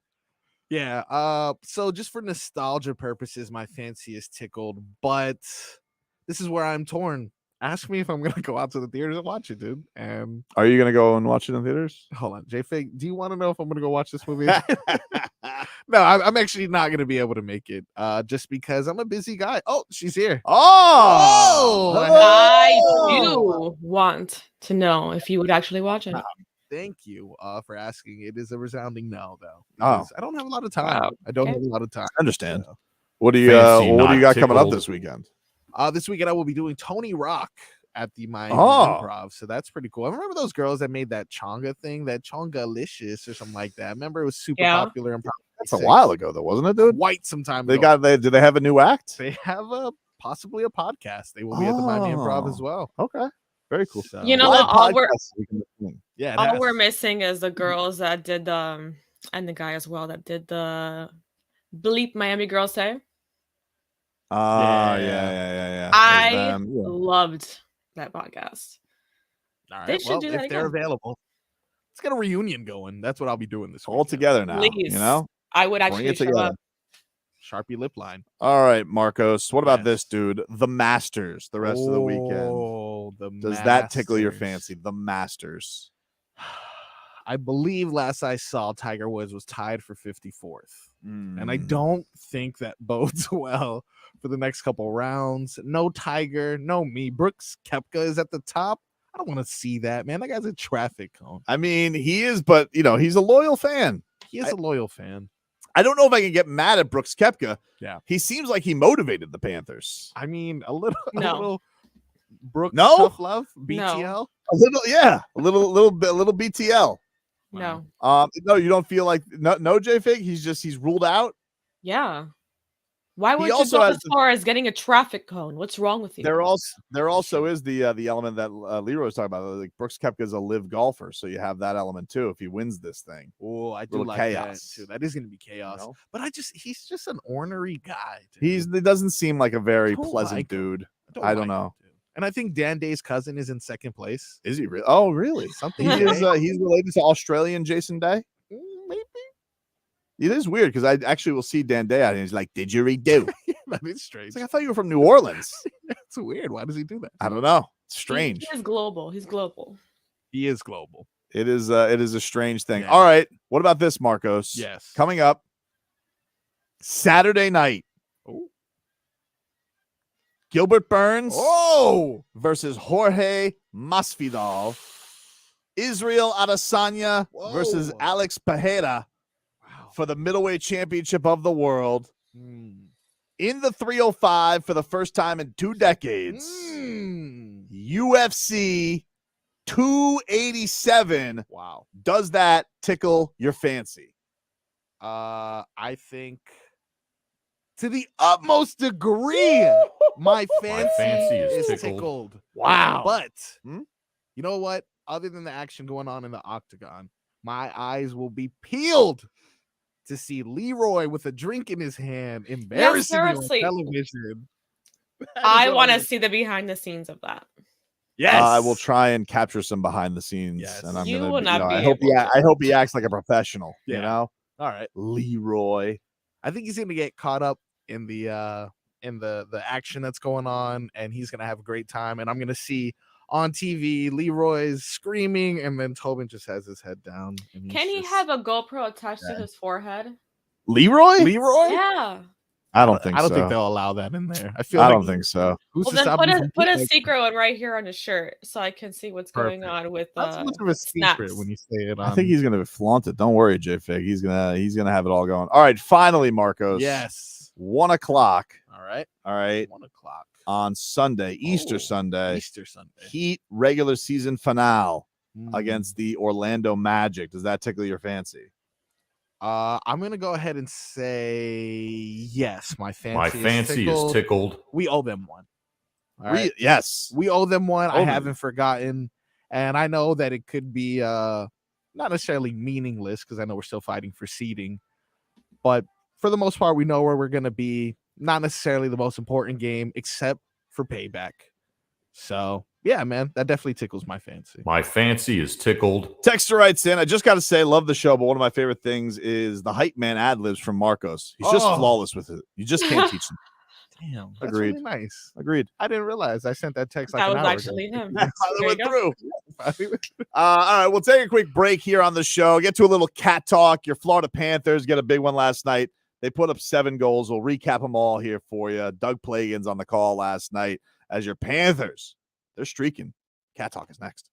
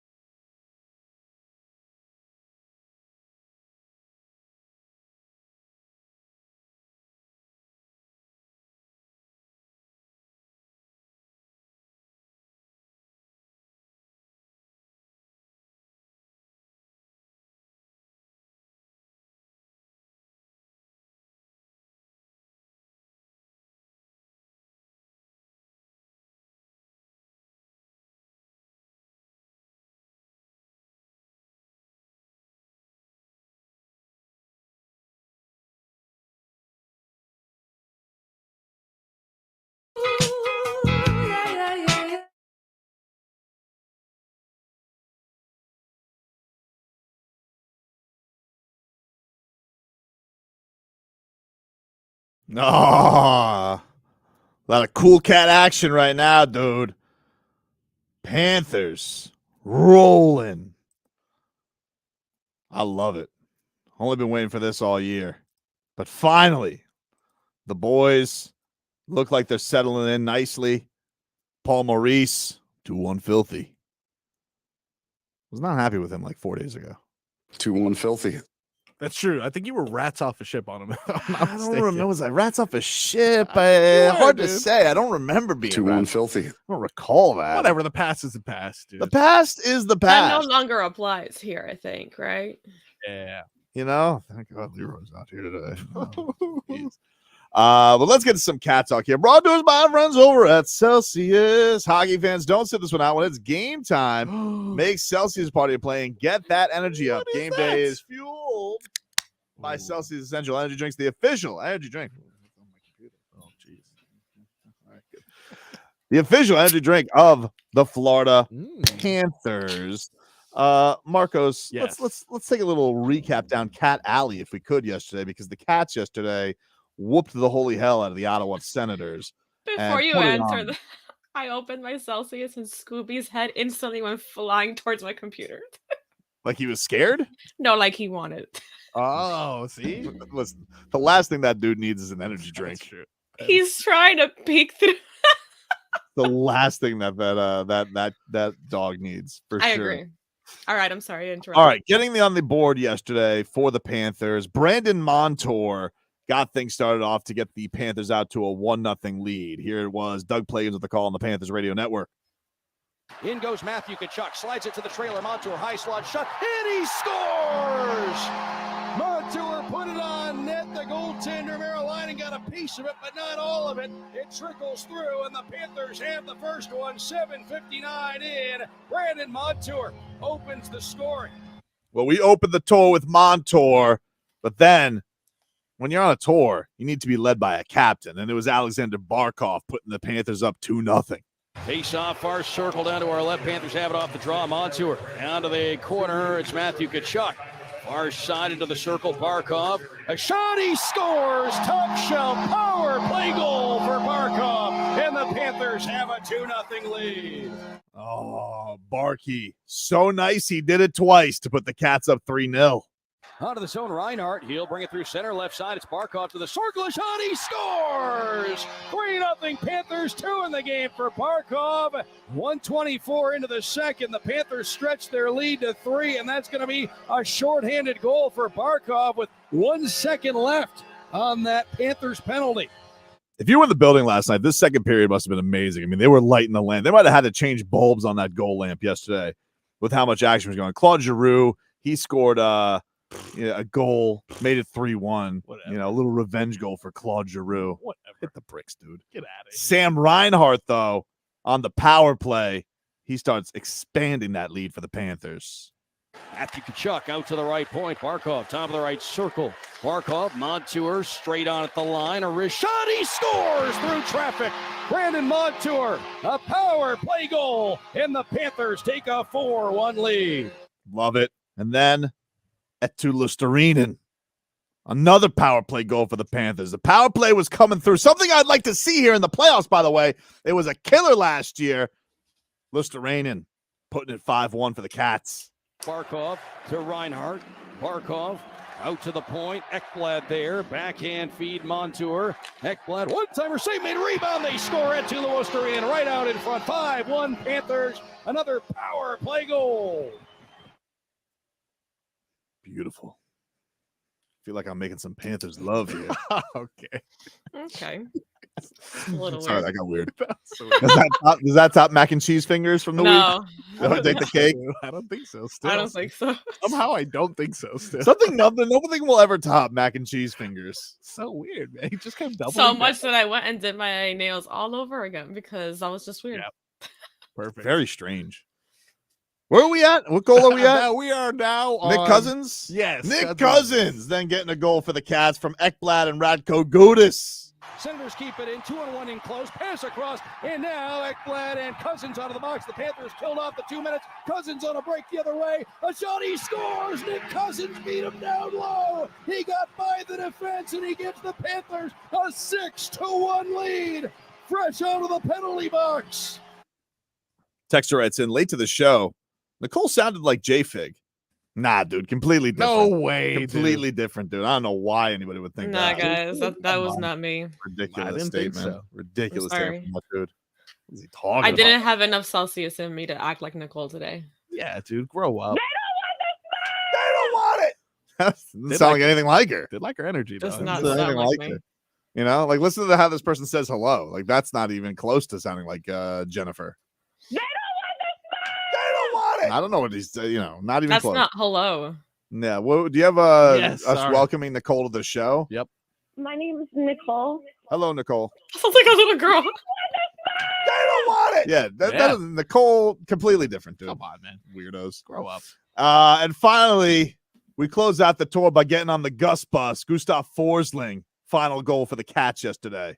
Here's a shot from Gus Forsling. It's blocked, gets it back, and now a drive from Forsling. He scores! Tipped on the way, and the Panthers take a 7-1 lead with 3 minutes to go here in the second period. Gus Forsling let it rip. That may have changed course out front. Schmied and Schmolnick says Nicole sounds like J-Fig when she met Washington. Let's on to post game as Paul Maurice met with the media after the win. Here is the 2-1 filthy man himself. There were two things. First thing is Alex Lyon was second star. I'm just saying. I know Brandon hit a milestone, but that one to me. We can talk about Alex today. I'm going to come down tomorrow. I'm not going to bring the players down. If you guys want to talk about anything other part of the game, we can talk about it tomorrow. But we can talk about the goalie right now if you want to talk about the goalie.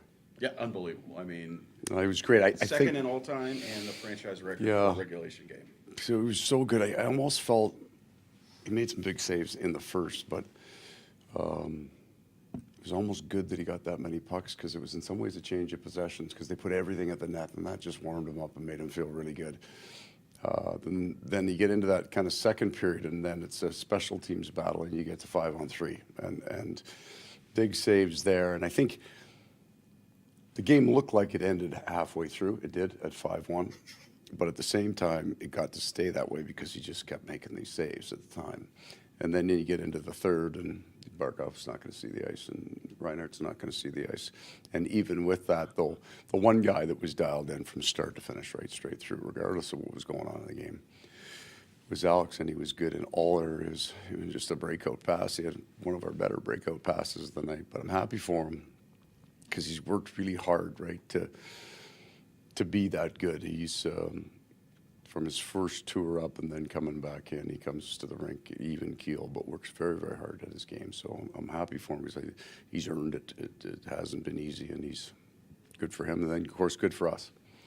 Yeah, it has been good for them. I mean, like, honestly, this guy was incredibly dialed in. Alex Lyon setting the franchise record for saves in regulation with 56. That surpassed a record from Craig Anderson, according to the Associated Press, which was 53 back in 2008. The record for a total game was 57 by Luongo, but that was an OT game. So, wow, pretty wild that this guy is just up here rolling for the Cats right now. And you could hear Paul Maurice was like, "Oh yeah, 2-1 filthy." Doesn't he sound like he's going to steal the Declaration of Independence?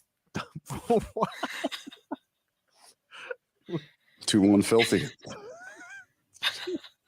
He does have a soothing voice, though. He does. Like, I will say, He makes me sound Paul, like Paul Maurice is good at press conferences. I will say that's one thing we have learned this year. Paul Maurice is he owns the microphone. J-Fig. he sounds wonderful. He can read a book. He could. Oh, He's yeah. got Or a good steal one. narrator voice. Or steal one. Or steal. Whatever it may be. Let's get to a little golf talk from our friends over the Ed Watts Golf Shop. Some of the 90-day 100% satisfaction guarantee, serving golfers around the country since 1968. If you guys don't know, it's Masters weekend, day 2 over at Augusta, Georgia. And let's check in on that leaderboard right now. Last time we checked, it was Brooks Koepka atop. He is now 4 under on the day, now has him 11 under for the tournament.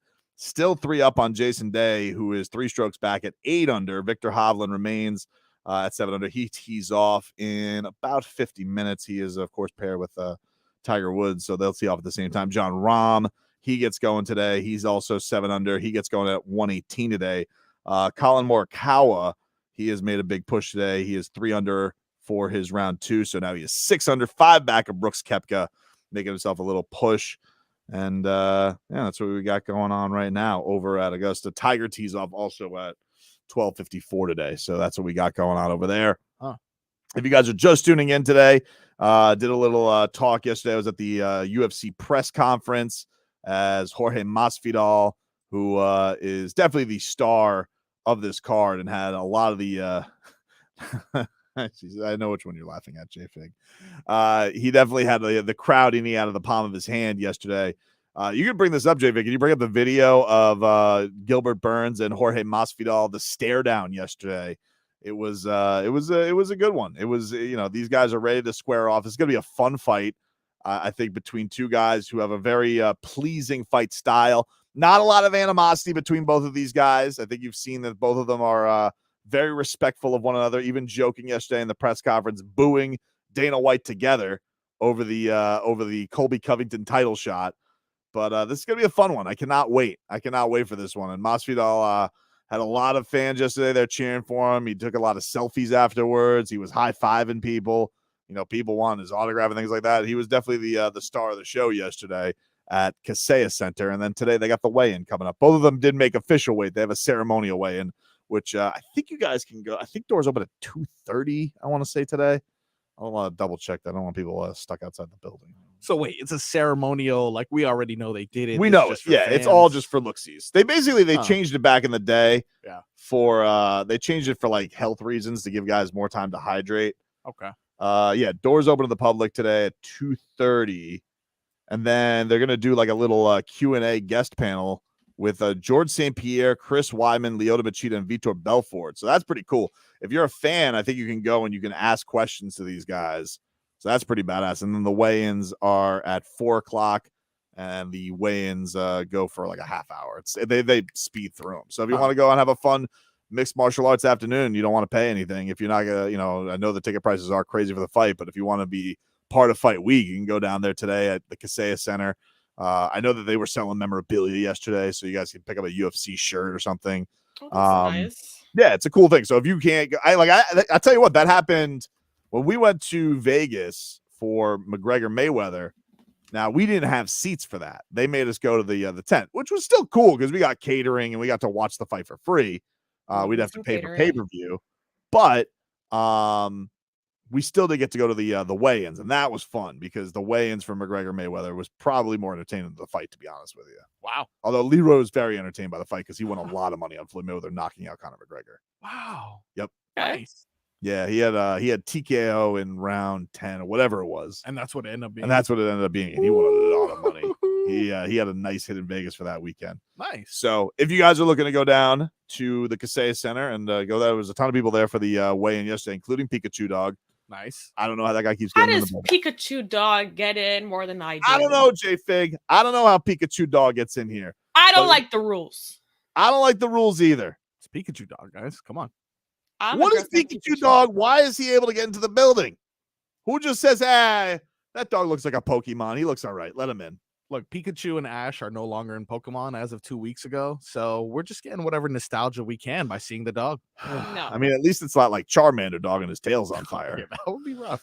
That would be rough. I don't think they could allow him in if that was the case, Fad. Well, I mean, apparently, who knows the rules anymore, Marcos? true. We live in a Yeah. society that allows your dog painted like a Pokemon. Yeah. I don't know what the rules are. Did he get fined? I felt like He did get fined. Did. How is he still? I guess he took what he got fined, and then he probably paid for the next one. Wow. I don't know what the rules are. All right. Pikachu Dog. Willy-nilly. Willy-nilly. Take a break. We're going to get back into the Heat. They got a win yesterday over the Philadelphia 76ers. Very impressive performance by Miami. What does it mean for their playoff push as they are starting to set things up against whatever team they may face? We'll get to that coming up next.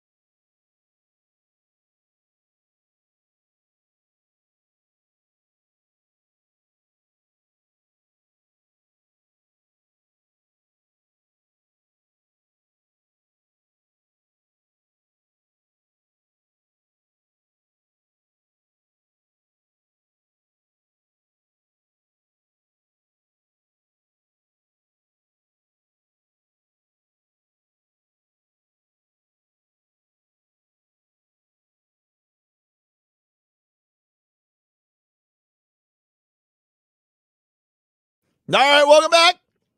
Tobin and Leroy here with you on 560 WQAM. Leroy out today. Old Tobes here with you. Jay Fig and Marcos alongside me as we take you on into the weekend, everybody. Hope everybody's having a fantastic week out there. It's been very exciting. I mean, we've had a fun couple of weeks here between last week we were at opening day and this week we, been boots on the ground. It's been good. It was good to be back boots on the ground yesterday. I got to say, my boots were a little bit rusty. So needing to get back out there for, a little UFC, walking in that building yesterday. Mwah, it was beautiful. Nice, man. I'm genuinely happy for you. Thanks, man. Should be a good card. Should be a fun time. And I hope Leroy has an excellent time as well. Do you? Yeah, I really, really do. You want him to get loose? I do. Yeah, I can really understand. do. Yeah, you guys want him to embarrass. I really want to see that. That's exactly it. Yesterday, one team that didn't embarrass you was the Miami Heat. They were fantastic. Yeah. Kicked the holy hell out of the Sixers yesterday. And I am wondering, I don't know if Brooklyn's going to lose these next two games, but you don't know. I mean, they've been pretty inconsistent this year as well, especially after the trade, unless they're playing Miami. They killed Miami both times. We had a caller mention this today. Miami had more success when they had Kevin Durant on the damn team than they did with Mikal Bridges, who's a certified Heat killer since he has joined the Brooklyn Nets. So it's looking, I will say it's likely the Heat are going to be set up for a spot in the play-in game. Atlanta is right now currently in the 8th spot to take on Miami. And look, I mean, if you want to talk about a team that sets up well for Miami to take on in this play-in game, Atlanta's the team. I mean, Trae Young, for sure. That dude looks, that guy wets his bed every night having nightmares of Gabe Vincent. Yep. So I'm not shook by it. Their last two games, they have Philadelphia tonight. I can't imagine Philadelphia's going to play anybody because they showed yesterday their true colors, which is the colors of cowards. They're yellow, Yep. You're yellow. Sixers. Maybe they need more exercise. Maybe Doc. That was really unbecoming of Doc Rivers, which, is not surprising, but like you talk about a guy who's just been chock full of talent his entire career, champion coach, good for him. I mean, nobody's tried to drag more out of one championship than the Boston Celtics and that 08 team. Every one of them has a podcast. The only person who's in competition for that are all the role players from LeBron's Cavaliers team. All love to you, Kevin Love.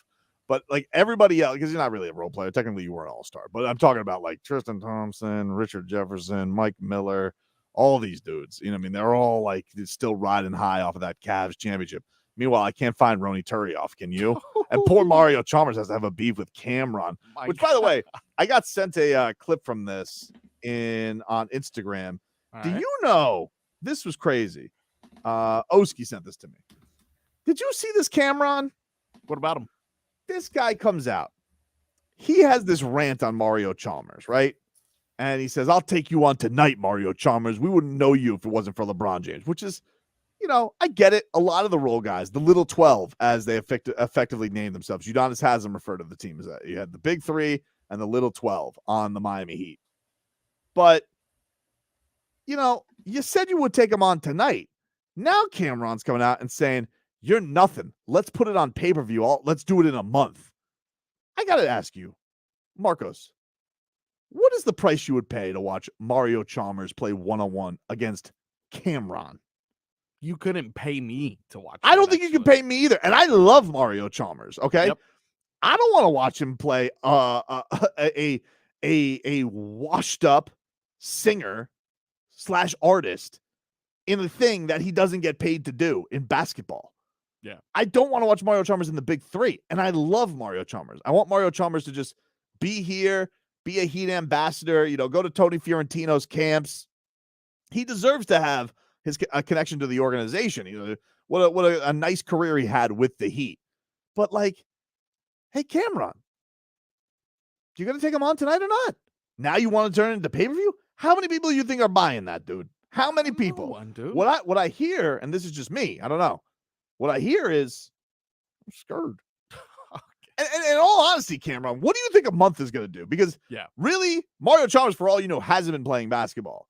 So I would try and get him cold. Maybe you're going to give a professional athlete a month to prepare for you. You think you think that's going to go well for you? No, dude. So I just wanted to be known. Cameron, coward. All right. Just so we know. He's a I'll let him coward. know. Is he a Sixers fan? Because they seem one and the same. Couple cowards. I'm just wondering. No, it's in all honesty. Like, you either are going to take on Mario Chalmers, you take him on tonight, or now you need a month. You know? And even you could hear him quivering in that initial clip with Mace. He's like, 10 days, you know. He doesn't want the smoke, okay? Listen. Cameron, he don't want the heat, dude. He's just like the Sixers. He don't want the heat. But I am fascinated by a couple of things, though. So Miami has this game, right? And they come out there, they smoke the Sixers. And I gotta say, I'm liking a lot of what Spo has been able to do. And I'm, perhaps I was too harsh on Eric Spoelstra for not ripping his team. Maybe he knows a few things about basketball. He is a future Hall of Famer. He's one of the top 15 coaches of all time, 700 wins. So maybe I should have just, said, hey, he knows what he's doing and shut up, Tobin. But he seems to know what he's doing, because now we're at a spot with his Heat bench pretty beefy. I mean, you think about it, you put Max Strus into the starting lineup, which was a move that worked last year, but now you have him in the starting lineup alongside Tyler Hero, who wasn't in the starting lineup last year. And now you have a bench that has Kyle Lowry, Kevin Love, who was fantastic last year coming off the bench for the Cavaliers. Now, he wasn't the sixth man of the year. Don't be stupid. That was what John Hollinger tried to sell on us. Crazy. But he fits really nice there with this team. He's kind of your backup center. They had the zone yesterday. Charge taker, dude. Took 4 charges yesterday for the Miami Heat. He pointed to the bench, and just seems like it's a comfort level thing. And really with Kyle, it's turned into, how can we limit the minutes so he's as effective as he can be in that fourth quarter? That's where we want him. So you're not going to probably close a lot of games with Kevin Love. He's there. He's going to be your backup big now. They've really, Cody Zeller, it's crazy. He has this monster game with Jimmy Butler. All of a sudden now he's in Duncan Robinsonville. And I must say, look, Stan, you were good on the broadcast yesterday because you basically spent the entire time agreeing with me. I felt the Duncan Robinson final 3 minutes of slander a little unbecoming. Duncan's already down as it is, aside from the $90 million. Duncan's already down as it is for not getting playing time. Did we really need them to say, this guy, he's really falling off a cliff, huh? I was like, hey, bit much. I feel like Duncan Robinson, everybody's always serving him L's. Like, we get it, dude. All right, Duncan Robinson is not what he was in the bubble. He's not what he was the year after that. Not what he was since he was the Threester Bunny, last year. But like, they were taking a blowtorch to him yesterday on the broadcast. I was like, hey, this is a 30-point game. I don't hear you guys doing this to Montrezl Harrell. Like, true. What is Duncan at? Why is he taking the brunt of the criticism? 5 minutes, 5 points. Stolen McRib says, solid. This coming from a guy who made Duncan Robinson into a fat cat meme. Yeah, that's true. Yeah, but here's the thing. Like, I thought you said that was Heat Reddit. Well, what? Oh!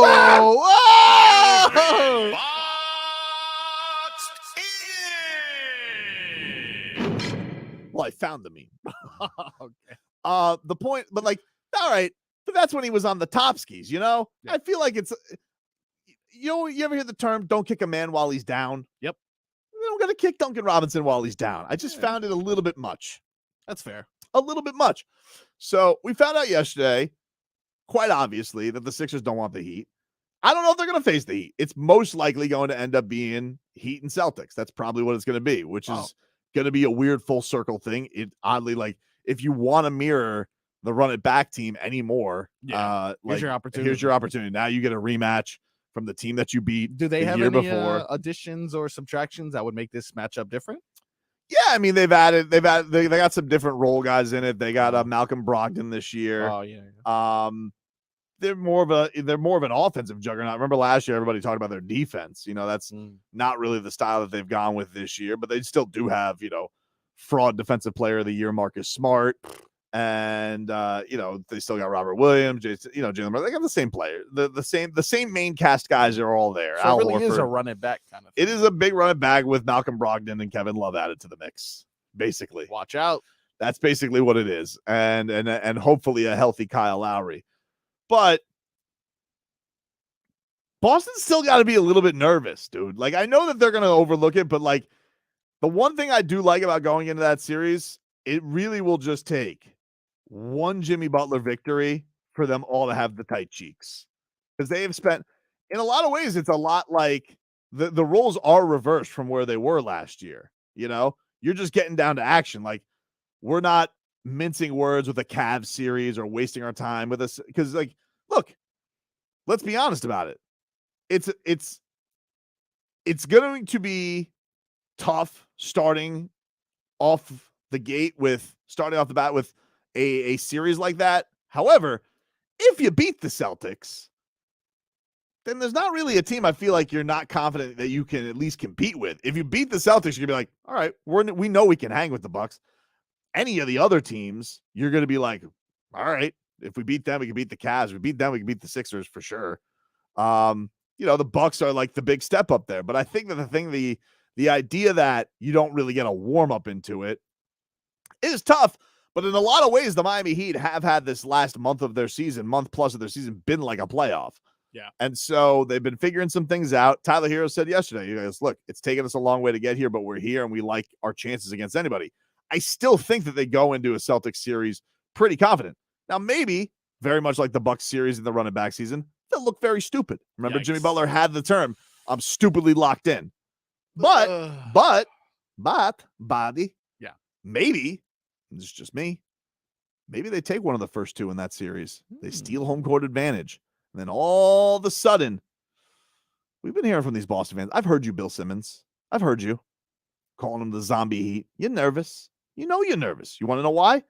Because the TD Garden is Jimmy Butler's building, baby. That's his playground. He loves playing in that place.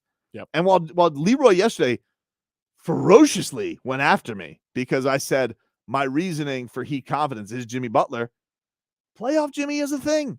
It's a thing, dude. And so I'm not going to sit here all scared of anybody when I got that guy on my side. I'm not. And the shooting has seemingly come together. It has come together. And you're going to sit here and say, well, we'll see. It's not a regular season game. Doc Rivers is going to say, oh, it was exercise. Just say, okay, but let's be real about it. Eric Spoelstra is one of the best coaches in the league. You guys can complain about him. You can not have the stakes. Give that man a playoff series. Game days between to adjust and figure things out and recirculate some things and recalibrate some things. That's a big advantage he has going into a lot of these series. They bar none have the best coach in the conference. There's no question about that. Doc Rivers, this rookie coach that they got in Boston, Missoula, Budenholzer. All right. So Eric Spoelstra's been doing a lot of tinkering. He's never wavered. I'm feeling good about it, baby. I'm feeling good about it. I agree, man. But let me tell you something right now. Yeah. If by some chance the Heat win the next two and the Nets lose the next two, and it's Heat Sixers, I'm coming to the first show. Yep. And I'm coming in a tuxedo, all right, a top hat with a monocle. You need the monocle. I'm telling you right now. But why would you do that, though? Because it's going to be gentlemanly, dude. A gentlemanly sweep if it's Heat Sixers. They They don't want it.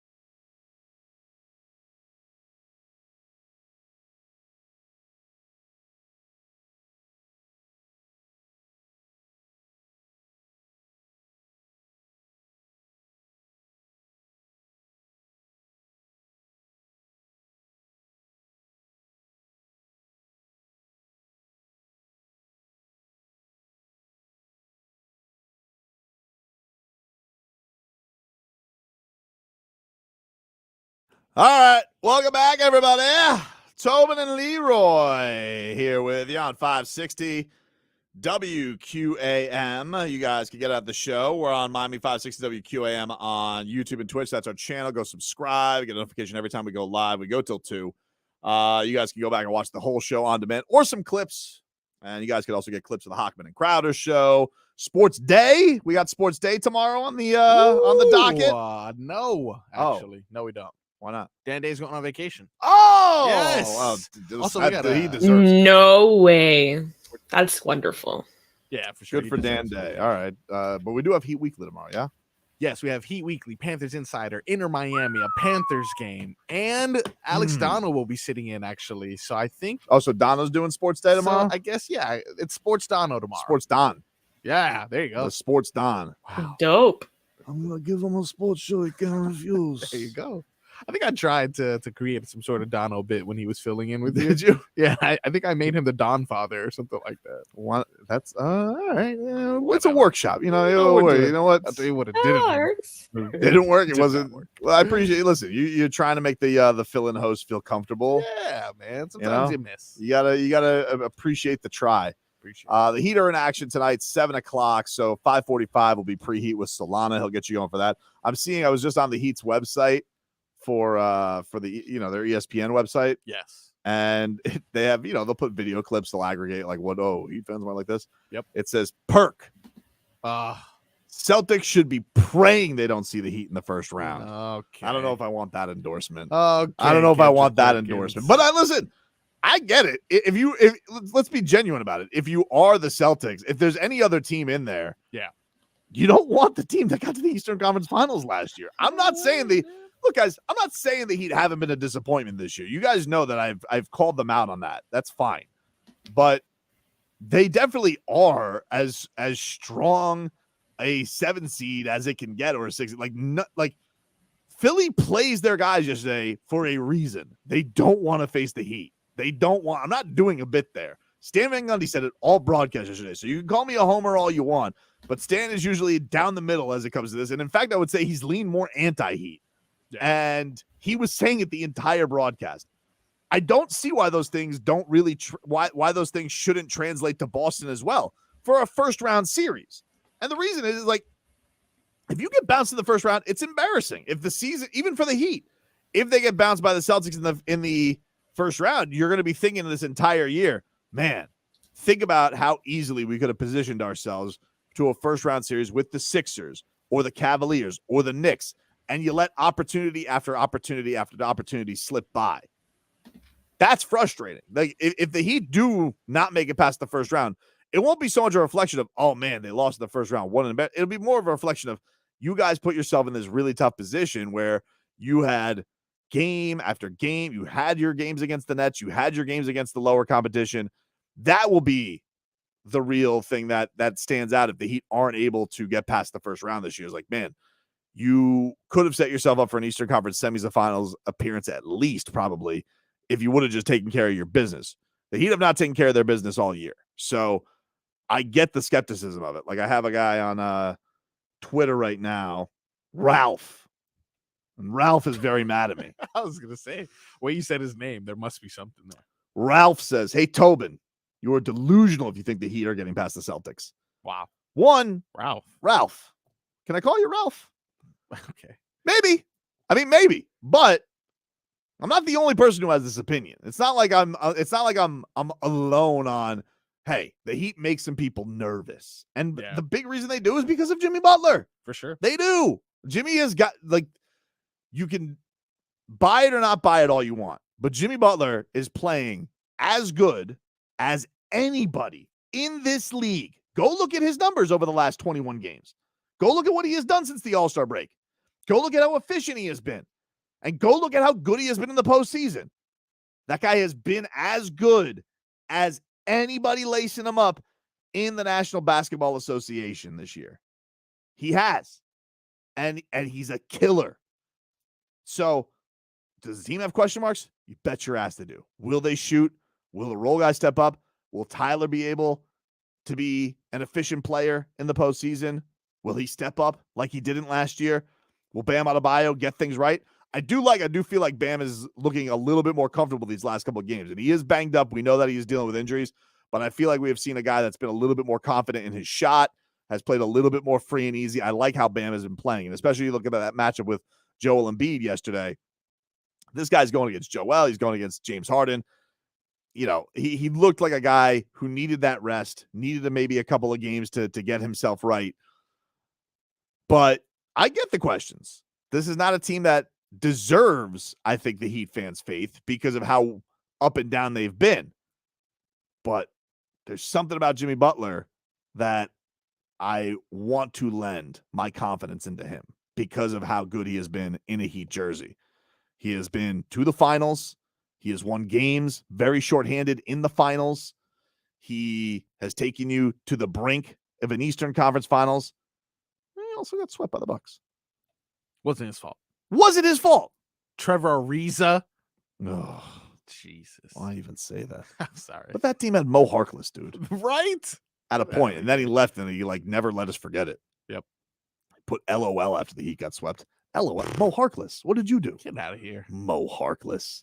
By the way, did you see yesterday they were previewing the NBA national TV games, and they have star after star after star. It's I don't remember the exact match, but let's just say it was Ja versus Tatum, and it was I forget who the other one, but one was Anthony Davis was on one screen. All right. And the other picture was Kelly Olynyk.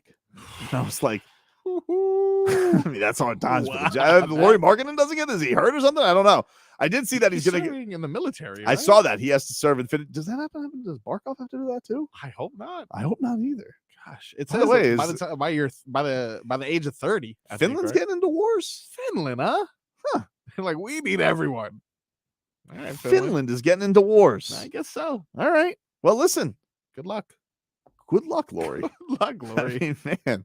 Laurie Markkinen's thinking to himself, I should be getting a Supermax. It was amazing. Should have stayed in Chicago. Finland. They mean business. He had a good season, right? Wasn't he an all-star selection? He was also he is. I mean, he has been it's funny because you think about that trade and I feel like everybody looked at that trade that they got and they were like, oh, Cleveland is giving up Colin Sexton. And now Laurie Markkinen's been the big prize for them for sure in that acquisition of giving up Donovan Mitchell. Yeah. I got a question about the Heat. Is this the healthiest we've been all season? Is this the healthiest we've been all season? Yeah, for sure. Nice. I would say so. I would Good say, timing. honestly, I'd say the biggest injury concern right now is probably Bam. How banged up he is and where his body's at. So that's probably the biggest concern. Yeah. Physically, I mean, they're going to still be careful with Kyle, but no, I think everybody else is in a pretty good spot right now. I don't know how Cody Zeller's nose is doing, but I think he's gotten to the point where he's doing okay. Yeah. But yeah, man, I don't know. Everybody wants to sit here and I can't get in that mindset. I can't. I'm sorry if maybe I'm Wild Heat Coyote. Maybe. But you want to know something? You want to know what you got to respect about Wild Heat Coyote? Never gave up. He did not. Never gave up. Correct. He never gave up. Doesn't matter how many of those tricks blew up in his face. Yeah, almost everyone. Doesn't matter how many times the Roadrunner fooled him by running out into air, and the Wile E. Coyote would right after him. Oh, the painted fall straight down. The painted train track. But you want to know something? Yep. Would you have had a cartoon if Wile E. Coyote stopped trying? Nope. Nope. Look at that. So it doesn't matter how many explosions the Heat have in your face. Losses to the Spurs, losses to the Magic, losses to the Nets. Gross. Doesn't matter, dude. All right? You still want to chase the Roadrunner. Go chase the Roadrunner, Heat. That's what you want to do. Who's with me? Is Nicole with me? Is Nicole with me to go chase the Roadrunner? Calling Nicole. Do you have Nicole's number?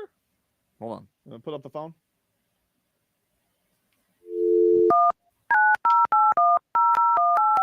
Oh, yeah, that's it. Let me see. My name is Nicole. Oh. Hello, Nicole. They don't want this. Oh!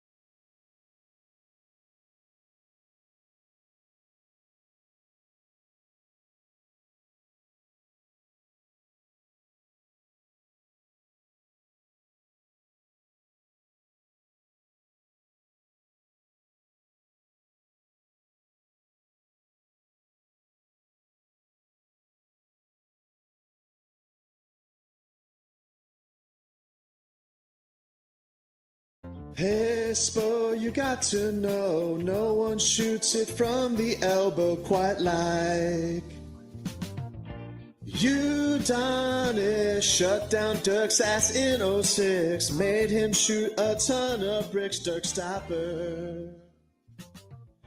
Udonis, the last human you want to fight. Use all 6 fouls in one night, and Udonis will be the most badass Heat player for Riley. Welcome back, everybody. Tobin and Leroy here with you on 560 WQAM. Final hour of the show, final hour of the week. So I've been let known by the powers that be over in Heatland. Sunday, Easter Sunday, Yes. Udonis Haslem final regular season game. Yep. And I have been told that at jump from this game, Okay. at 1:00, Yes. he is going to address the crowd. Whoa. Now, the reason I'm letting you guys know this, Yes. you guys kind of stink at getting to your seats on time. Oh. Okay, like I got to be honest with you. So I need. Yikes. Wow, really? They do, J-Fig. Way they to do. throw it out there. I mean, it is. Like I know, J-Fig. I just sometimes sometimes I could sugarcoat it, and sometimes old Tobes has to give you TTL. And if I could tell Heat Nation, you stink at getting to your seats on time. All right. Like and so I want that behavior to change for this Sunday for Udonis Haslem. Because now Tobin, I'm probably going to be sleeping under a chair somewhere in the arena. Like I'm going to be basically from UFC the night before. I mean, wake up, Tobin. With Leroy right next to you with a cup of coffee. Probably. But Udonis Haslem, last regular season game, okay? Because then we turn to business, all right? Yep. The next playoff push. Udonis Haslem doesn't want the focus on him. And I will say, man, they did a great job yesterday. It was really cool at the end of the game yesterday. There's a little tip of the cap to Udonis Haslem, who, by the way, I will say has been getting more love this final season from players around the league. I don't know if you saw Fred VanVleet recently giving a lot of flowers to Udonis Haslem. Yep. Who else? I think Dylan Brooks I was did. gonna say even Dylan Brooks. Dylan Brooks, who everybody hates, was giving love to Udonis Haslem because everybody respects what this is. Somehow, even though you have a lot of ingrates out there who are, why do we give him a roster spot? Boo. I hate those people. I barely consider them Heat fans. Udonis Haslem, in his final season, has been getting more love than even Paul Pierce did in his last year. 100%. I mean, like it's not even really close, to be honest with you. Yep. Sports Illustrated, CJ McCollum has praised for the Miami Heat veteran. Yep. Last year, August, Bleacher Report, Chris Paul says he's Udonis Haslem's biggest fan. Yeah, man. Everyone's praising the captain. So Udonis Haslem, who one time made fun of me for not being able to get up the wall with frog socks. That did happen. He is going to address the crowd at 1:00 on the game. I know we've given away tickets to a bunch of. Let me tell you something right now. Yep. If you won tickets from this show, to go to that game, we gave away a lot of them. We did for the regular season finale against. Why are you looking at me like that? That's how you say it, finale. I don't think that's how you say it. I think that's how you say it. I'm almost positive. Don't look at me like that. Stop mispronouncing words like that. What do you mean? Those are don't too hit- simple to do. What are you talking about? How do you say gallon? Why are you harassing me? Okay. Oh my. If you want tickets from this show and you're not in, if those two cheeks are not in the seat at 1:00, to hear Udonis Haslem address the crowd, 1:00, 1 p.m. not 1:04. What if it's one cheek? Not one. Nope. Unless you are unless you just got into a fight with Dan Campbell and you only have one ass cheek. Yeah. If you're not in your seats at 1:00 to listen to Udonis Haslem, you're dead to me. For sure. You're dead to me. For sure. Okay. So you better get your ass there. Listen to Udonis Haslem, 1:00. All right. Get your Easter egg hunting done early. Yep. All right. Enough of the nonsense. Udonis Haslem is addressing the crowd at 1:00. You'll be in your seats at 1:00. Or else. or else Or Tobes is you're coming dead after to you. me. You're dead to me. Okay. I don't ask much of this audience. I don't. Let's be real about it. What do I ask of these people? You sit here, you get to laugh at my expense. Okay. Some of you think that you're better sports experts than me. Ridiculous. You call in here, you argue with Tobes, you get in my chat. Let me tell you something right now. Get your ass cheeks in those seats at the Kaseya Center. Yep. To listen to Udonis Haslem address the crowd. Okay. Also, Eric Spoelstra should start him, yeah? I think so. You can take him out. It may depend on like what's on the, maybe there's a lot on the line. Maybe we go into that. But let's be real about it. We know it's going to be like Dwayne Dedman's going to play 40 minutes for the Sixers on Sunday. Let's be real about it. They have shown their true colors. We're not playing them Sunday. No, I know. Okay, but they're playing the Nets. Oh, I know what you mean. And so they're going to lay down against the Nets so they can start a series with the Nets. I already know it. Yep. This Doc Rivers yesterday with his whole exercise comment, he has already shown what he's going to do. Phony, dude. He's a phony, dude. Big old narrative changer, goes out here and he's like, oh, yeah, let's go. We weren't going to do that. We weren't going to not play anybody. And then all of a sudden, it changes in the playoffs. Well, not for you, because let me just tell you, we know for a fact that you guys are trying to avoid the heat. Your actions speak louder than your words, Doc. You know what? This makes sense. Doc Rivers' real name? Glenn Anton Rivers. He's not even a doctor. This guy changes the narrative left and right. Is he dude. not? I mean, do we know he's not a doctor? No, I don't know. I mean, maybe he is a degree. We do know that we can't go to Orlando without Austin Rivers' permission, because otherwise we're kicked out. Yeah. Got to be careful there. Got to be careful, man. But no, I'm serious. Get your ass to the Kaseya Center, which was formerly known as Miami-Dade Arena, which was formerly known as FTX Arena, which was formerly known as the American Airlines Arena. Get to the Kaseya Center. Be in your seats at 1 o'clock to hear Udonis Haslem address the crowd. Okay. Let's get to some headlines here. Brought to you by the new Palmetto Ford Truck Supercenter. Why buy your truck at a car store? Palmetto Ford.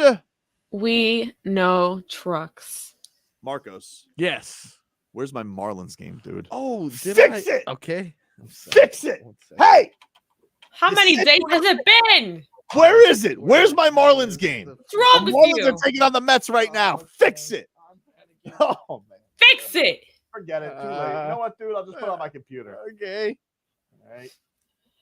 That was the remote. All I asked was for the Marlins game to be on. I thought you said you didn't ask for much. Fix it. Giving us Rays games. I didn't realize we worked for WDAE. Why is there so much Tampa games? What is the point of that? Why is there 4 different channels and all of them have Tampa games? You know what? It really doesn't matter. I actually have it in front of me, so I don't need you to. You just. But for next week, Yeah. fix it. I will dude. fix it. I promise. I want to be able to watch afternoon games. I've seen Kendrick Perkins in his talk on the most dangerous So- teams in the West. Plenty. Sick of him, man. He's trying to hop back on the Heat bandwagon too. Mm-hmm. No thanks, buddy. Yeah, I don't need it. No thanks, dude. Fix it. I'm fixing it. Fix it. Meanwhile, you have the Heat in action tonight, 7 o'clock, 5:45 preheat with Solana. Check that on out. Let's take a look at the leaderboard over at Augusta, Georgia. It is the Masters. And right now, our Masters leaderboard update and our golf leaderboard update brought to you by the Edwin Watts Golf Shop. Some of the 90-day 100% satisfaction guarantee. Brooks Koepka, South Florida's own. Rabid Panthers fan. Beefing with Aaron Ekblad. He is done for the day. Round 2 in the books for him. He was -5 on the day. He's 12 under for the tournament. Brooks Koepka goes into the weekend with a 5-stroke lead currently. Now other guys have to, John Rahm still has to tee off. Tiger just teed off. So there's a lot of guys that still have to get their days in. But Brooks Koepka, who has been banged up on the LIV tournament, he finds himself with a healthy lead going into the weekend. Whatever, man. Ekblad! Do you think that Brooks Koepka loves Alex Lyon? He's got to, dude. He's got to, dude, right? I'll give him credit. He's a passionate fan for sure. He is a passionate fan. It was a little unbecoming, though. I mean, It was a little you're a much, though. professional sportsman. Also, you don't like that. I don't like the person who can give but not receive. Like, Right. if someone does that to you, if someone makes even a little bit of noise during his run currently in Augusta, he's going to be complaining. And that's why I don't like it, because you're fake. But good job, though, for turning the Panthers around and possibly being the reason why they're streaking. Yep. Maybe. Or who is more responsible? Yeah. Brooks Koepka's anger or Alex Lyon? I'm going to go Alex Lyon. Yeah. But Brooks Koepka's anger, It's up there. it's up there, dude. It's up there. And then Paul Maurice. Oh my God, it all makes sense. This is the shenanigans we needed. Last year we had Kodak. Skyrocketed us to first place. Very true. Now we have this. Skyrocketed. The Panthers us. always need a celeb fan. Remember they had the Kevin Spacey sweater before he was canceled? Wow. Yep. So you always need a rallying cry. Yeah. So maybe the Panthers rallying cry this year is Brooks Koepka, and maybe they should have a parking cone in the locker room. Wow. That's their thing. That's their thing. You're onto something there, Frog Boy. You're welcome. I know it's not easy being green, but I appreciate you getting done with the show today.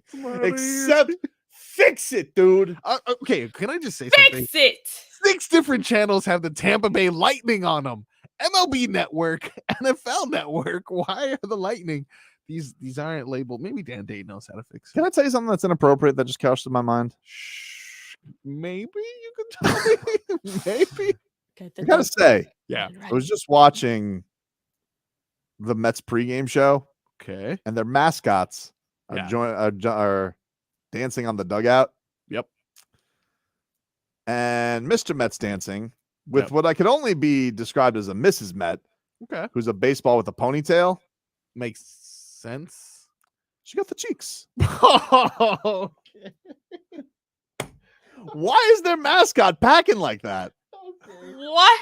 Okay. I'm telling you right now, it was very noticeable. Why are you JP. checking out a mascot? I was just watching. What is wrong with you?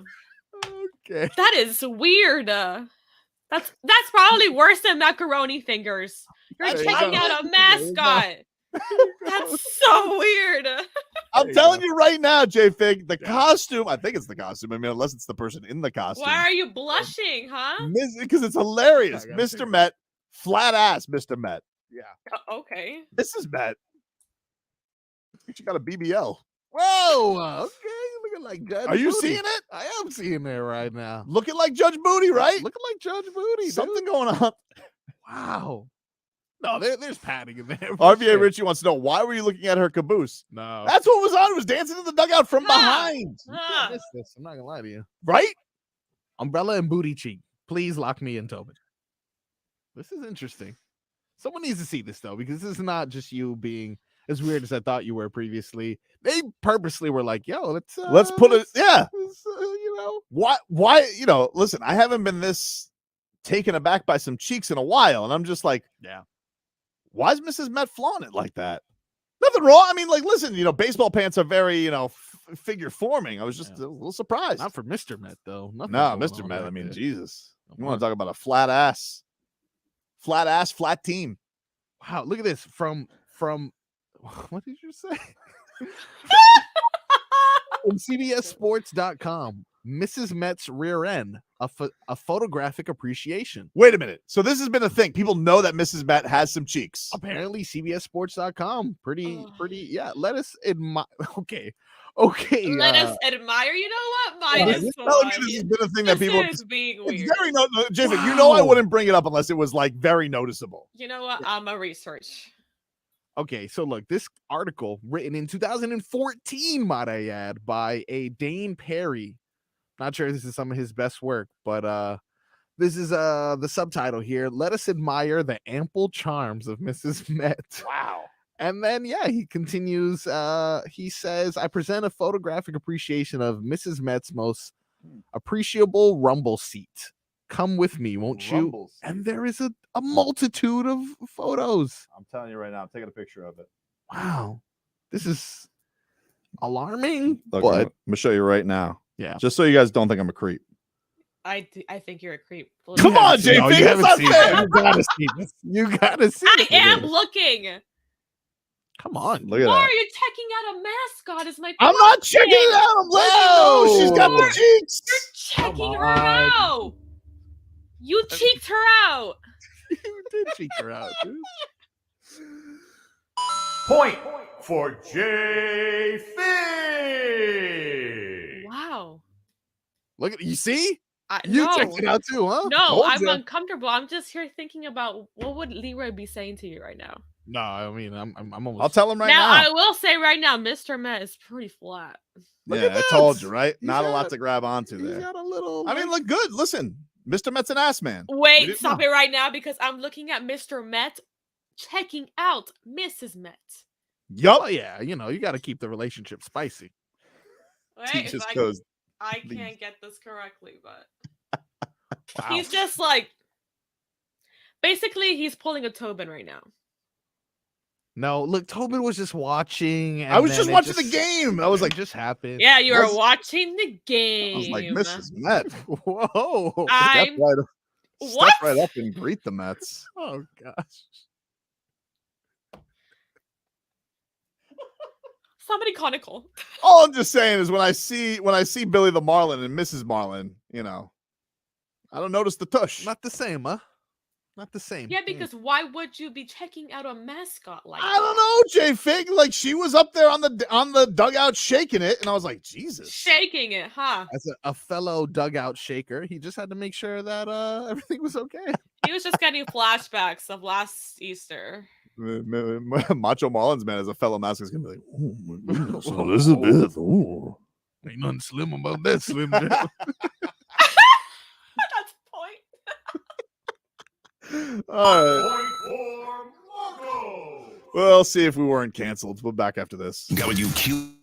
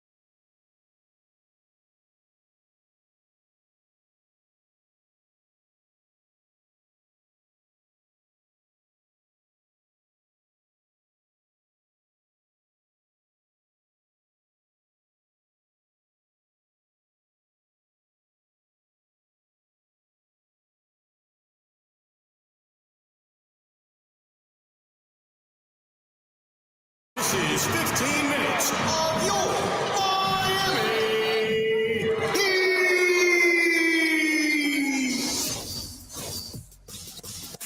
All right, welcome back, everybody. Hey, it's April, and Dave & Buster's month continues. We've got your chance to win a $250 gift card from Dave & Buster's to watch the NBA and NHL playoffs. Go to WQAM.com and enter on the contest page. If you win, you can go to Dave & Buster's with your gift card and have a party. All on us and Dave & Buster's. Eat, drink, play, watch sports at Dave & Buster's in Hollywood. Taking you up until 2 o'clock here on the show. You guys can watch us at Miami 560 WQM on YouTube or Twitch. And not only that, but you guys can go back and watch the whole show on demand. You guys can watch clips. Hockman and Crowder there available as well. And, of course, you get the Tobin and Leroy podcast on all your podcast platforms if you missed any of today's program. So there we go. People texting in, and you guys can text us at 305-567-0560 on the Kendall Toyota text line. Tell us, what are they saying, Tobes? What are they saying? Y'all got me Googling Mrs. Met's mascot's ass. And by y'all, he means you. The other guy texts in, she does have a fatty. Another guy texts in, Mrs. Met got a nice donk. I can't lie. I feel dirty texting that. You should text her. You should. You should. I'm sorry. I apologize. I was just getting ready to watch a little Marlins Mets, and I was taking some. I didn't know. Yeah, you were getting ready. I didn't know, J Fig. Now you don't seem so mad at those Mets fans all of a sudden. Why I can't even say it right now because I'm so weirded out by you guys. You know, Macho Martin's. I'm pretty sure he's gonna have a whole different approach next time the Mets are in. Perhaps. Yeah. Mascots don't travel, do they? No, they don't. Nah. No, they Yeah, don't. but after seeing that, You'd have to go to Citi Field. Yeah. Which is I don't know, a bit of a trip for Macho Marlins, man. Pretty wild. Marlins, by the way, right now they are tied 0-0. Bottom of the first. Autumn. Here's a whole new meaning there. Point for Jay. I'm never gonna let it go. Starling Marte up to bat right now as Edward Cabrera is on the hill today. Ethan says Mrs. Met would need 2 seats during UD speech. Yeah, that's right. Make sure if you have a big ass, you're still at Udonis Haslam. 1 o'clock, he's addressing the crowd, okay? So make sure you're there. Guys, it's Good Friday, and y'all got me in sin. I just like the lead up, which you're like Mrs. Met can only be described as a baseball with a ponytail. She's got the. That's not what I said, dude. I didn't say that. All right. What'd you say? I didn't say that. What he supposedly say? How about we just play it? Mrs. Met, okay, who's a baseball with a ponytail, makes sense. She got the cheeks.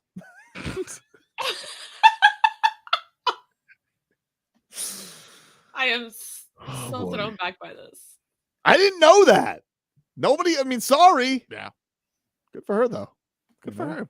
I'm Good for them. kind of surprised Miami doesn't have a mascot like that. True. To be honest with you. Honestly, Step it up. you're right.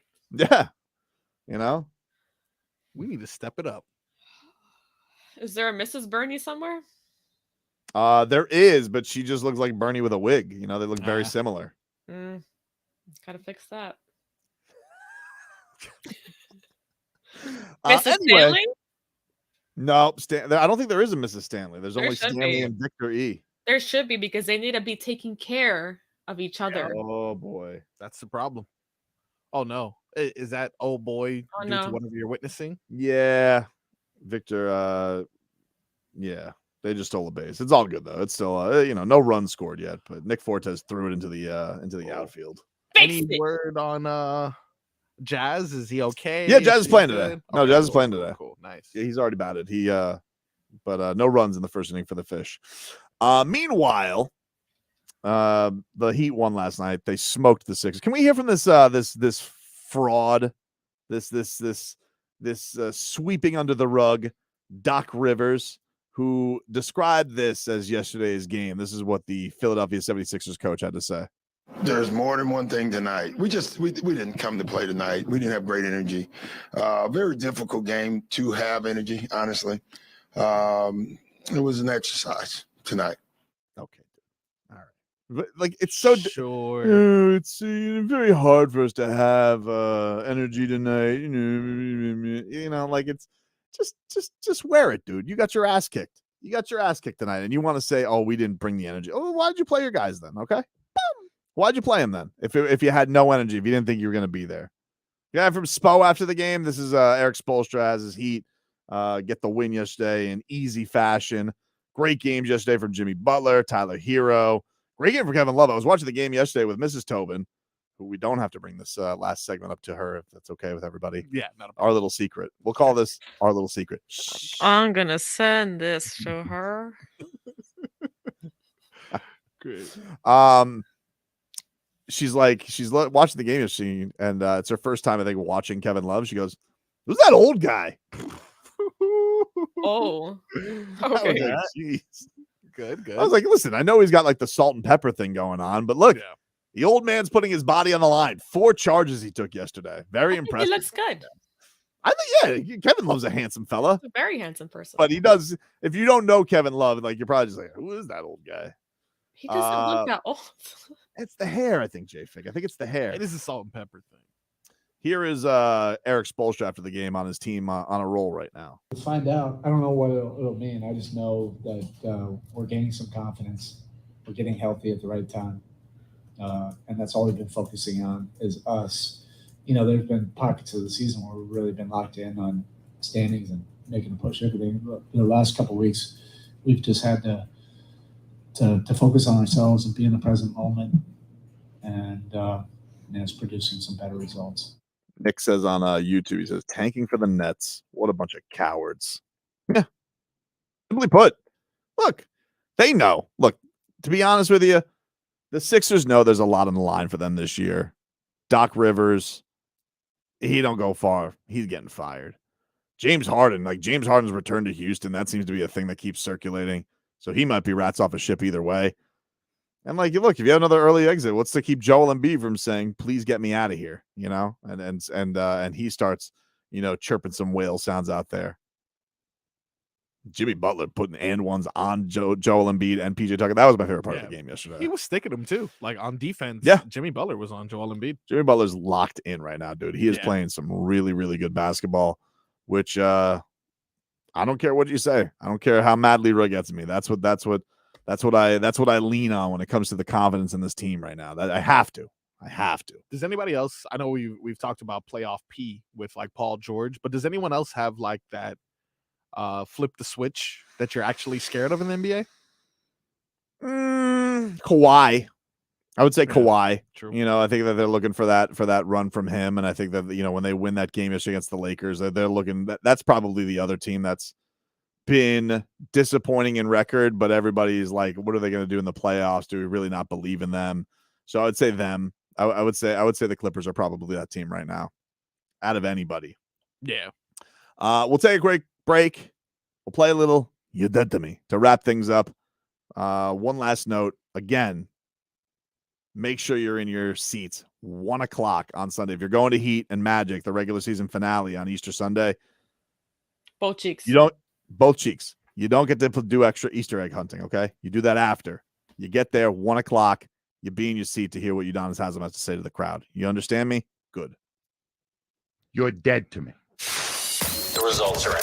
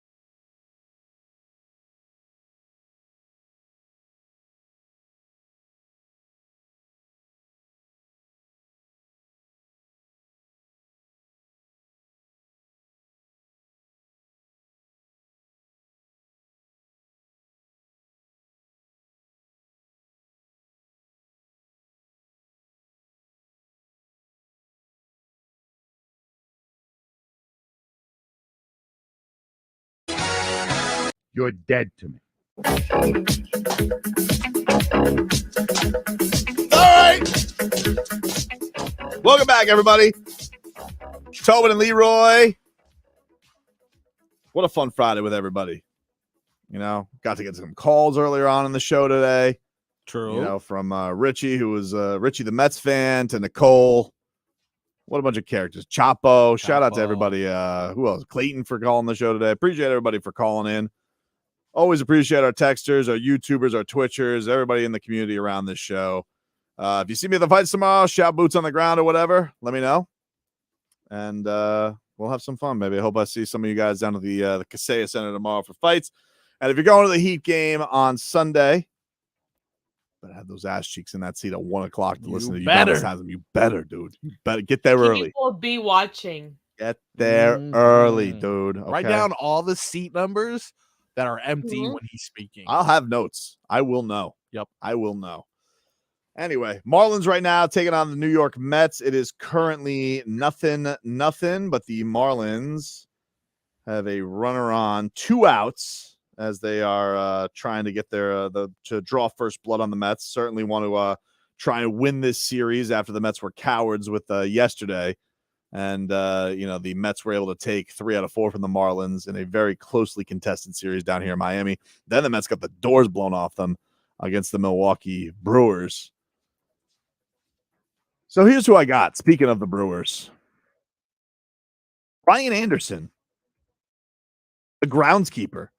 Whoa, killing it. All right. Friend of the show. Okay. You're dead to me, dude. Whoa! Where was this? Who is this guy? Wow. It's like a cross of Brooks Robinson, Mike Lowell. He's the greatest, slugger I've ever seen. Jeez, man. He's insane right now. And really, I just can't take seeing another Marlin in a Brewers uniform destroying the baseball for Milwaukee. It's a bit tough to swallow for me, if I'm honest. So I mean, listen, we've done a ton of interviews with Brian Anderson, probably had him on half a dozen times in his Marlins tenure. Now, I don't like the fact that he's off to this hot start. You're dead to me. So, man, I'm sorry I had to. I know that surprises everybody. You guys thought I liked Brian Anderson, and I do. I thought that was your boy. But unfortunately, you're dead to me. Yikes, man. It's rough. You're dead to me. J-Fig, what do you got? So, I hate to burst your little bubble, but Yep. Love Island. Yep. Whoa. I think it's dead to me. Wow. Did you quit on the season? What happened? Because I also stopped watching after Casa Amor. I stopped watching 2 episodes in that week that I ended up seeing it or whatever. But the one that has my heart right now, my attention, is Love is Blind. Wow. They always deliver. Unlike I think Love is, I gotta tell you, J-Fig, I think Love is Blind is so stupid. I think that's what makes it awesome. It's so funny. Dumb though. I'm watching these people hilarious in their idiot boxes. Because my wife was watching season 4 last night, and I walk in. That's the last one, right? Yeah, the newest one. Oh, he's also a big Love is Blind fan. Yes. And I'm just like, this is so. The guy's ready to get he's ready to propose to a woman he's never seen before. Love is Blind, man. What are you, an idiot? Love is Blind. It is an experiment. But you know what? I just love how Nick and Vanessa just continue making up these random shows, and they just keep on coming and delivering to me. And so it's so chaotic, which I think that's what I like the most. It's just Nick Lachey is everywhere. Nick Lachey is also dead to me because he has the energy of a dead fish. This guy, you're dead. He is so not into doing the reality show. There's this other one that they do where they mix all of the Netflix reality shows together. Is it, Perfect Match, I think is what it's called. Perfect Match, yes. I think it's called Perfect Match. Chaotic. And he's just he's like, hey, everybody. Who wants to be hip? It's me, Nick Lachey. And I'm like, all right, dude, you're making me sad. So every time those shows come up, me and my best friend, we get together and we watch them and we just laugh. Yeah, it's I can great. see it, but still. Marcos, who's dead to you? All right. I promised that I wouldn't talk about this guy anymore because he was dead to me so many times that it's like, how many times are you gonna, get this person and give this person the attention he doesn't deserve? And I fixed the TV. Don't listen to Solana. Oh, I fixed it. yes. I fixed it. Wow. Yes. Look at Wait, that. so who's dead to you? Sure. Yeah, I'm who's sorry. dead to you? You know who's dead to me? I didn't want to say his name, man. This gentleman has a school that goes by the name Donda Academy. It is the Kanye West. Oh, what's he up to lately? Staying quiet, ever since he went from being worth $2 billion to a mere $400 million following his comments and being dropped by Adidas. Students, these are a few highlights of the Donda Academy, the school that he has. Okay. Students are required to wear all black while Nike and Adidas are forbidden. There was a no jewelry policy because Ye did not like jewelry. Really? Donda Academy didn't have a janitor or a school nurse. No classes were held on the second floor because Ye is afraid of stairs. These are all things that are I don't cited. really like stairs either, though, to be fair. Dude, okay. No. So no elevator then? No, nothing? You just no I second prefer floor. an elevator We're not going to use or an the second escalator. floor. No, I mean, I'll do it, but I don't like stairs. But is it do you fear? like stairs? I mean, I don't hate them. Is I it mean, a I wouldn't say fear, it's though? a fear as much as it is a nuisance. Right. Well, a lot of these things that are cited in a lawsuit from the parents of those students attending the Donda Academy, one of the things that makes him the most dead to me is the fact that students aren't allowed to bring their lunch. Instead, Kanye spends about $10,000 a week on sushi. The only thing you're allowed to eat at Donda Academy is sushi. Dude. It's a joke, right? Sushi is the What only if thing my you child can eat. has allergies to it? They're just What not if they're- enrolled anymore? What if they Then I think guess- sushi sucks? I know that is true, Does- but what if they are does allergic sushi- to it? I don't know, J-Fig. You got to switch schools now. Does You know? sushi actually keep you full You're the dead to entire day? Does it give you the proper nutrients? Does it give you the proper nutrients? Hmm. I don't think so. I Because don't it's know. Now, I'm disgusting. not defending school lunch because that's not the greatest. I idea. am. It But was delicious. Although weird combinations. In what other setting would I have chocolate milk with pizza? Very weird. But nonetheless, school lunch did it, and I'm glad they did. And I'm glad I didn't go to Donda Academy. Kanye West, you're dead to me.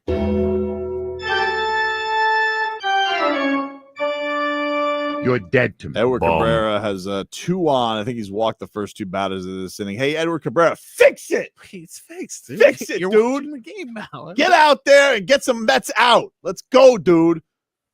Better not let Vogelbach go deep. Oh, look at that. Bring in the heat. Bring in the heat. All right, everybody. That's our show for today. Listen, very excited. UFC is finally back in the 305. Can't wait to get down to Kaseya Center tomorrow. I don't know what Leroy shenanigans are going to ensue. We'll see. You please know, keep see us updated. We need. Oh, to I know will. I will. I can't wait, though. I'm That excited. chat needs to be blowing up my phone. As a form of plug, if you guys want to listen to a little UFC coverage in the lead up tomorrow, you guys can tune into the BetQL, especially for our Twitchers out there. You guys can watch on the BetQL Twitch channel tomorrow, 7 to 9, and on the Odyssey app, the BetQL network. We'll have a tapped out that will preview UFC 287. So hope you guys can tune into that.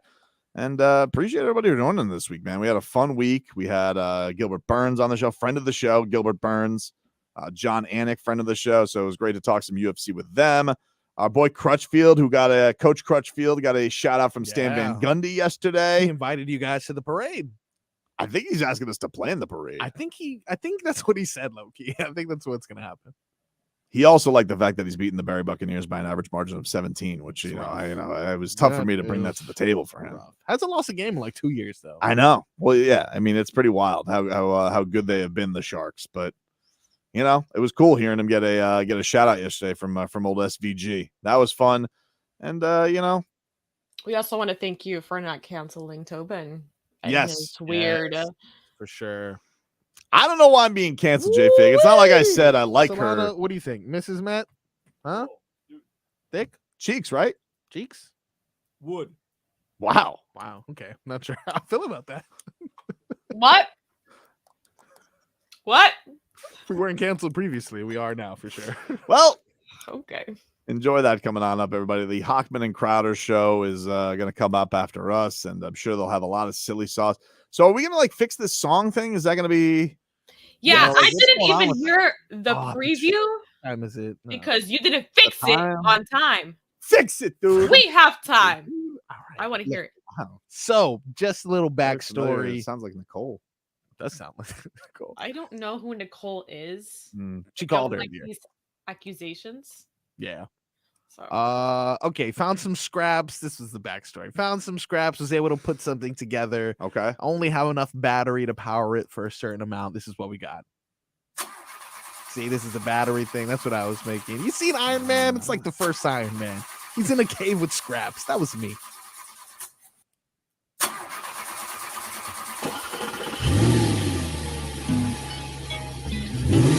If Love and Gogi is wrong, I don't want to be right.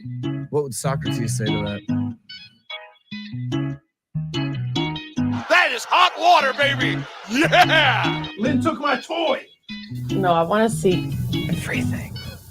2-1 filthy. You got Marcos. That's not. No, that's not. Yeah, that's true. You do got me. I don't have hair. Wow. Can't wait for it, man. Drops That's this Monday. it. That's all I get. That's a all you get. preview, That's a man. teaser trailer. Gotta wait for Leroy. Drops this Monday. Gosh, Leroy, I know. Out there. why isn't he here? Hope How everybody dare you. has a great Easter weekend out there. Everybody, if you're going to the Heat game on Easter, be in your seats at 1 o'clock for Udonis Haslam addressing the crowd. Okay, Finish. 2 cheeks in the seat. That means you, Felipe. Talking to you, Felipe. That's a show for today, everybody. Hope everybody has a great weekend. I'm looking forward to the fights, and I'll talk to you guys on Monday. Mrs.Met, Okay. who's a baseball with a ponytail, Makes sense. she got the cheeks. I feel like I'm making some Panthers love here. Okay. Get those feet out. Get those web feet out. Okay. I'm gonna tickle them. My name is Nicole. Hello, Nicole. They don't want this They don't want it. Find out if only white people have been on Naked and Afraid next. It'd be really weird if a goat breastfed from a cow. I'll see y'all when I see y'all. Breaking news from AM5.